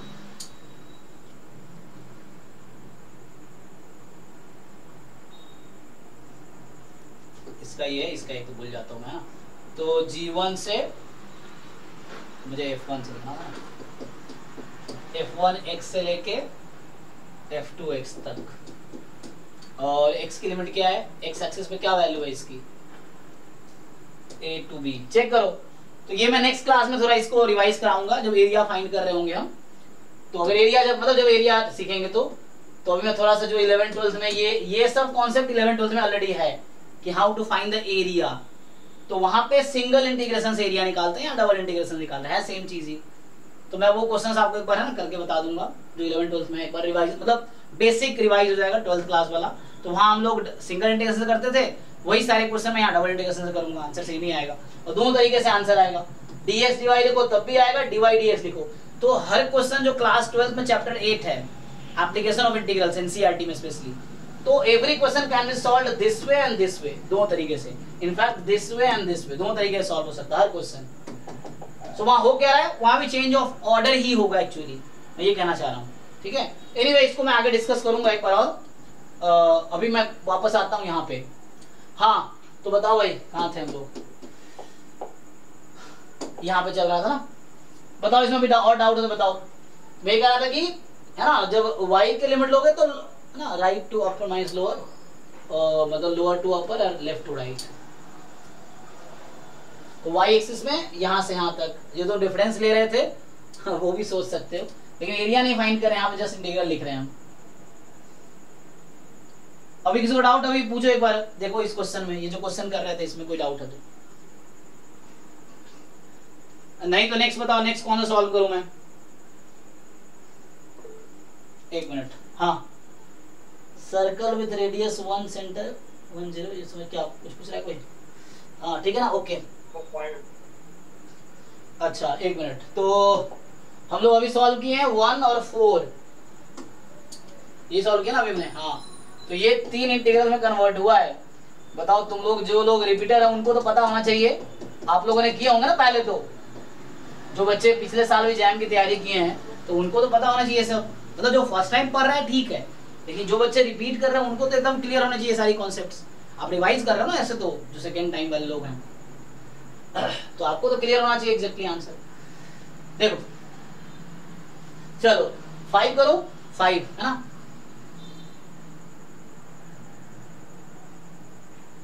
तो 5 क्या कह रहा है कि dx dy, तो x की लिमिट दे रखी है y के टर्म में, ठीक है चलो वैसे ही है dx dy। तो आइए फिफ्थ क्वेश्चन ट्राई करते हैं। तो फिफ्थ में x की वैल्यू दे रखी है आपको, x का रेंज क्या है। सो जो x का रेंज है y² 4 से 2√y।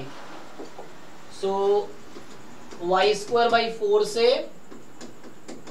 2√y, ठीक। और जो y की वैल्यू है,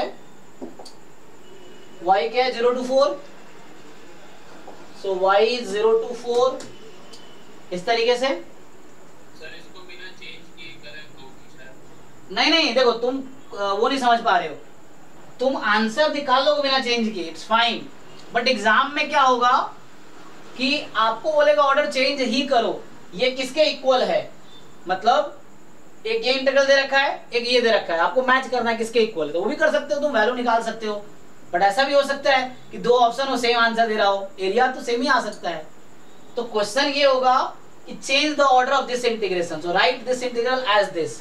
तुम्हें ये करना ही, वैल्यू तो तुम इससे निकाल सकते हो, इससे भी निकाल दो, इट्स फाइन। बट यहाँ पॉइंट ये नहीं वैल्यू क्या है, पॉइंट ये है कि ऑर्डर चेंज करके कैसा बनेगा न्यू इंटीग्रल।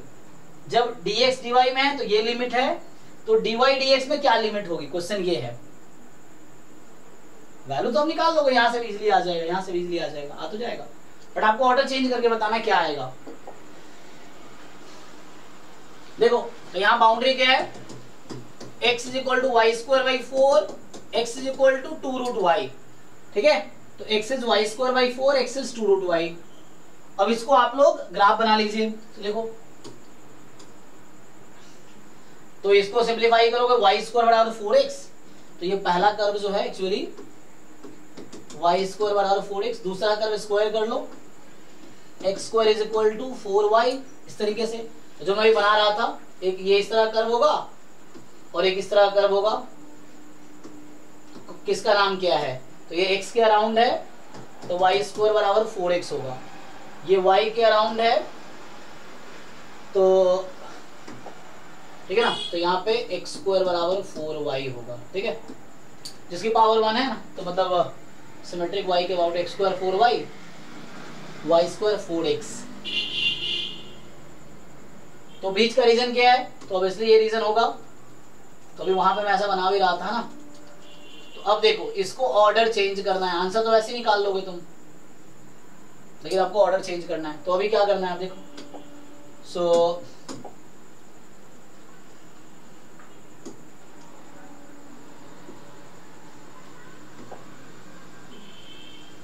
ठीक है, double integration dx dy,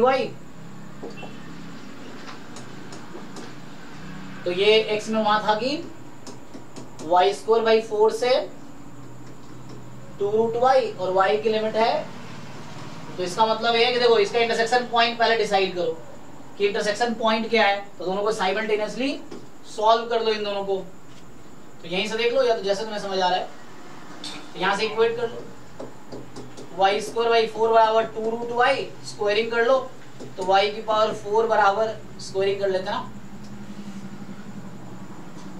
16y नहीं 16 नहीं, ज्यादा होगा, y की पावर 4 कर रहा हूं, 64y है ना, 64y।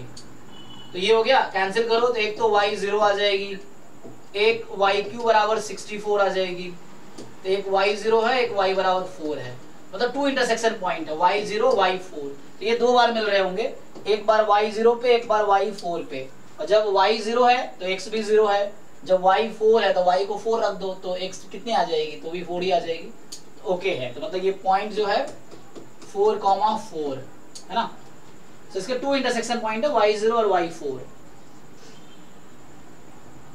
चलो तुम्हारे पास ये आ गया। अभी तुमने जो लिमिट लिए थे, मतलब यहाँ पे जो काम हुआ dx पहले है, तो इसने ऐसा हुआ है, तो ये कर्व से यहाँ तक लिया हुआ है लिमिट। अब हमारा काम क्या है, हमें चेंज करना है, तो हमें चेंज करना है, तो हमें क्या करना है, इसको dy dx, पहले वो y की लिमिट लूंगा, तो y की लिमिट लेने के लिए मैं y के पैरेलल लाइन ड्रॉ किया। अब इसके बाउंड्री की इक्वेशन, यहाँ y है तो x के टर्म में लिखनी है, तो देखना है यहाँ y इज इक्वल टू क्या है, तो इसमें y इज इक्वल टू क्या है, 2 रूट x। फिर देखना है इसमें y इज इक्वल टू क्या है, तो इसका इक्वेशन है ना, तो एक्स स्क्वायर बाई 4, चेक कर लो, ठीक। तो वर्टिकल हमने स्ट्रिप लिया है, तो वर्टिकल y की लिमिट लिखनी है, तो लोअर टू अपर जाएंगे, तो y की लिमिट, y कहां से स्टार्ट हो रही है, इस लोअर कर्व, तो y की वैल्यू है एक्स स्क्वायर बाई 4 से 2 रूट x तक, और x की लिमिट, तो ये देखो कि इस रीजन को मैं x एक्सिस पे प्रोजेक्शन लूं, तो प्रोजेक्शन लूंगा तो कितना x कवर कर रहा है, वो 0 से 4 तक है ना, या ये मूव कराएंगे, तो ये जो शेडेड रीजन है प्रोजेक्शन ले रहे हैं x एक्सिस पे, है ना, इसमें ऊपर से टॉर्च जलाएंगे तो कितना रीजन कवर करेगी, तो ये 0 से 4 वाली ही कवर करेगी। तो वो जो region shaded region that will cover 0 to 4, मतलब इस रीजन का जो x की वैल्यू 0 से 4 में ये शेडेड रीजन x 0 से 4 कवर कर रहा है,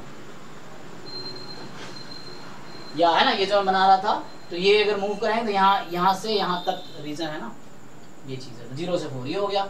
मतलब आया तो सेम ही, अब सॉल्व कर लो, जो आप लोगों ने बताया वही आंसर होगा। ऐसे तो क्या आया था, 16/3, यहाँ से सॉल्व करो, यहाँ से करो, आंसर तो सेम ही आएगा। नेक्स्ट बताओ, तो ये ओके है, किसी को डाउट है बताओ इसमें। चलो तो ये तो ऐसे ही आ गया, एक्स स्क्वायर बाई 4 से 2 रूट x 0 to 4, तो ये भी हो गया। अब नेक्स्ट कौन सा करूं सॉल्व,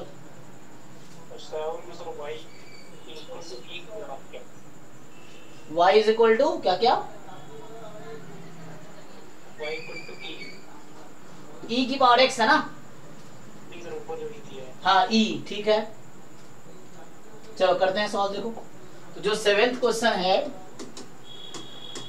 e की पावर x से e 1 log y dy dx, और e की पावर x से e है, और यहाँ पे x है 0 से 1, तो x है 0 से 1, ठीक है। तो 1 log y dy dx, y की लिमिट है e की पावर x से e, मतलब e की पावर 1 एंड x की लिमिट है 0 से 1। चलो देखो अभी इंटीग्रेट करना कितना डिफिकल्ट है, तुम चाहो तो इंटीग्रेट करके देखो जो लोग कर रहे हैं। अब यहाँ लॉग भाई लॉग बहुत बाई पार्ट लगाना पड़ेगा कुछ उस तरह से, तो बेटर है कि हम इसका ऑर्डर चेंज कर लेंगे तो उससे आसान हो जाएगा।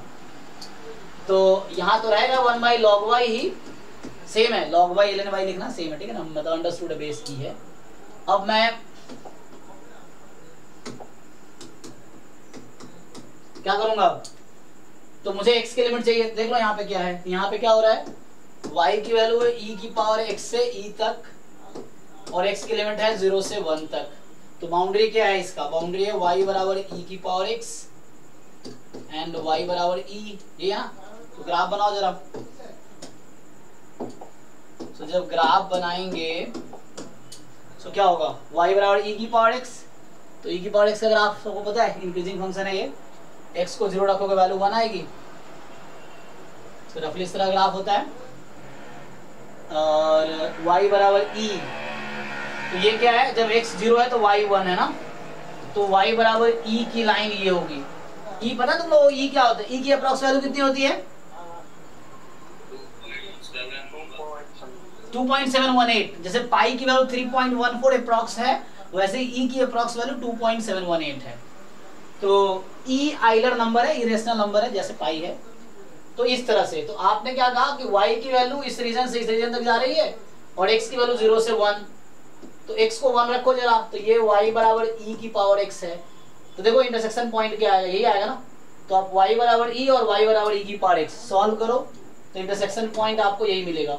ये इसका कोऑर्डिनेट क्या आएगा, मैं बोल रहा हूँ इन दोनों को साइमल्टेनियसली सॉल्व करोगे तो x की वैल्यू मिलेगी 1 और y की वैल्यू e, मतलब ये पॉइंट जो है इसका कोऑर्डिनेट है 1, e इंटरसेक्शन पॉइंट का। रीजन क्या है, तो y e की पावर x से 1 तक, तो ये हमारा रीजन है। So this is our region of integration, ठीक है। तो ये हमारा इंटीग्रेशन का रीजन है। ओके जी, अब देख लो, तो मुझे क्या करना है अब, तो मुझे पहले x की लिमिट लेनी है, तो मैं एक हॉरिजॉन्टल लाइन ड्रॉ करूंगा, देखूंगा लेफ्ट एंड क्या है, तो यहाँ पे क्या है भाई, x is equal to what 0, और इस वाले एंड पे क्या है, x is equal to what, x is equal to log y। तो ये हो गया, तो ये है, यहाँ पे है x is equal to log y और यहाँ पे है x इज इक्वल टू 0। तो मैं x एक्सिस पे लिमिट ले रहा हूँ, तो लेफ्ट टू राइट जाऊंगा, तो ये कितना कवर कर रहा है, तो x बराबर 0 से x बराबर log y तक। y कितना है, तो देखो ये कर्व अब चेंज होने की जरूरत नहीं, ये अकेला पूरा रीजन कवर कर रहा है बिना राइट और एंड कर्व चेंज हुए, है ना। ये जो स्ट्रिप है ये पूरा रीजन कवर कर लेगा, मूव करेगा तो ये और ये, अब कोई इसका एंड कर्व चेंज नहीं हो रहा, तो एक ही इंटीग्रल में काम हो जाएगा। क्यों, क्योंकि कोई एंड कर्व चेंज नहीं हो रहा है। तो दिस एंड दिस, ये बहुत सारे क्वेश्चन आप प्रैक्टिस करके देखो।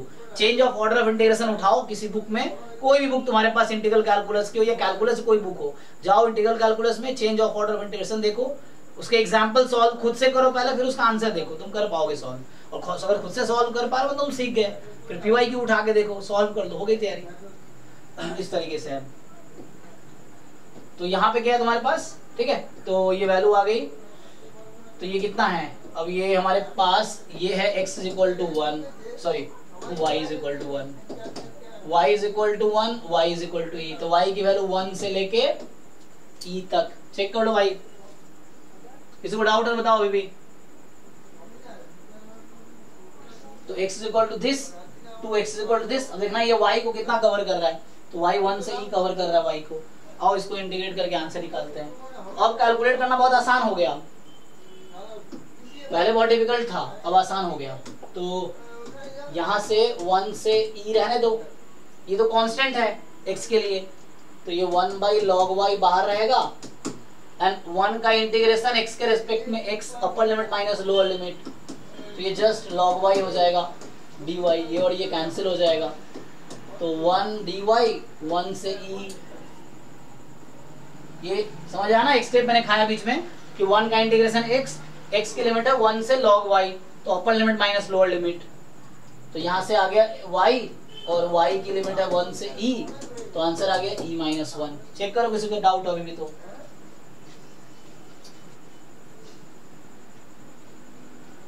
ना बिना ग्राफ बनाए देखना थोड़ा डिफिकल्ट रहता है, कर सकते हो वैसे भी, लेकिन रीजन देखना डिफिकल्ट होता है।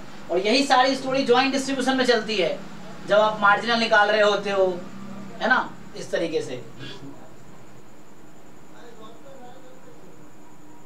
कोई नहीं, वो तो नेक्स्ट टाइम से पहले मैं इंटीग्रल इसे पढ़ाऊंगा, क्योंकि इंटीग्रल डिफरेंशियल पहले पढ़ा दो तो क्या फायदा रहता है कि वो प्रोबेबिलिटी में हेल्प करता है ना। अभी क्या हम ये बाद में कर रहे हैं तो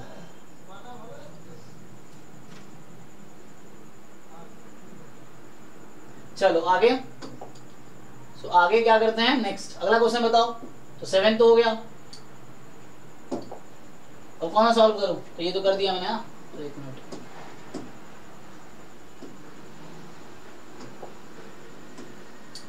नेक्स्ट बताओ, हो गए सारे।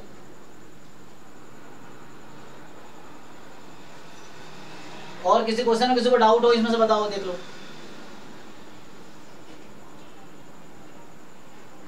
तेरा सबने कर लिया, तो अगर कर लिया तो ठीक है। Change of order of integration कुछ क्वेश्चंस करके देखो। तो आज हमने सिर्फ एक ही टॉपिक किया है, change of order of integration.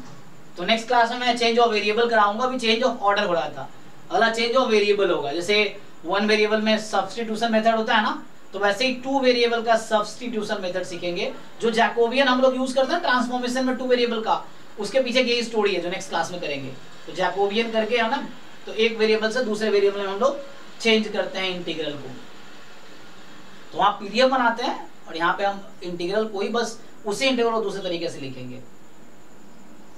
Okay, तो आई थिंक आज मैं यही स्टॉप करता हूँ फिर, और नेक्स्ट क्लास में कंटिन्यू। कल क्या है, कल वो चलेगा। कल आप एक बार मल्टीवेरिएट डिस्ट्रीब्यूशन एक बार ट्राई करके आओ, मल्टीनोमियल डिस्ट्रीब्यूशन एक बार देख लेना किसी बुक से। अगर कुछ डाउट हो तो पूछना क्वेश्चन या कुछ ऐसा। तो उसके बाद मैं बाईवेरिएट नॉर्मल स्टार्ट करूंगा कल 7 to 9। ठीक है, ओके। तो अभी के लिए चलो, थैंक यू। अभी 9 to 11 स्टार्ट करूंगा मैं। Good night.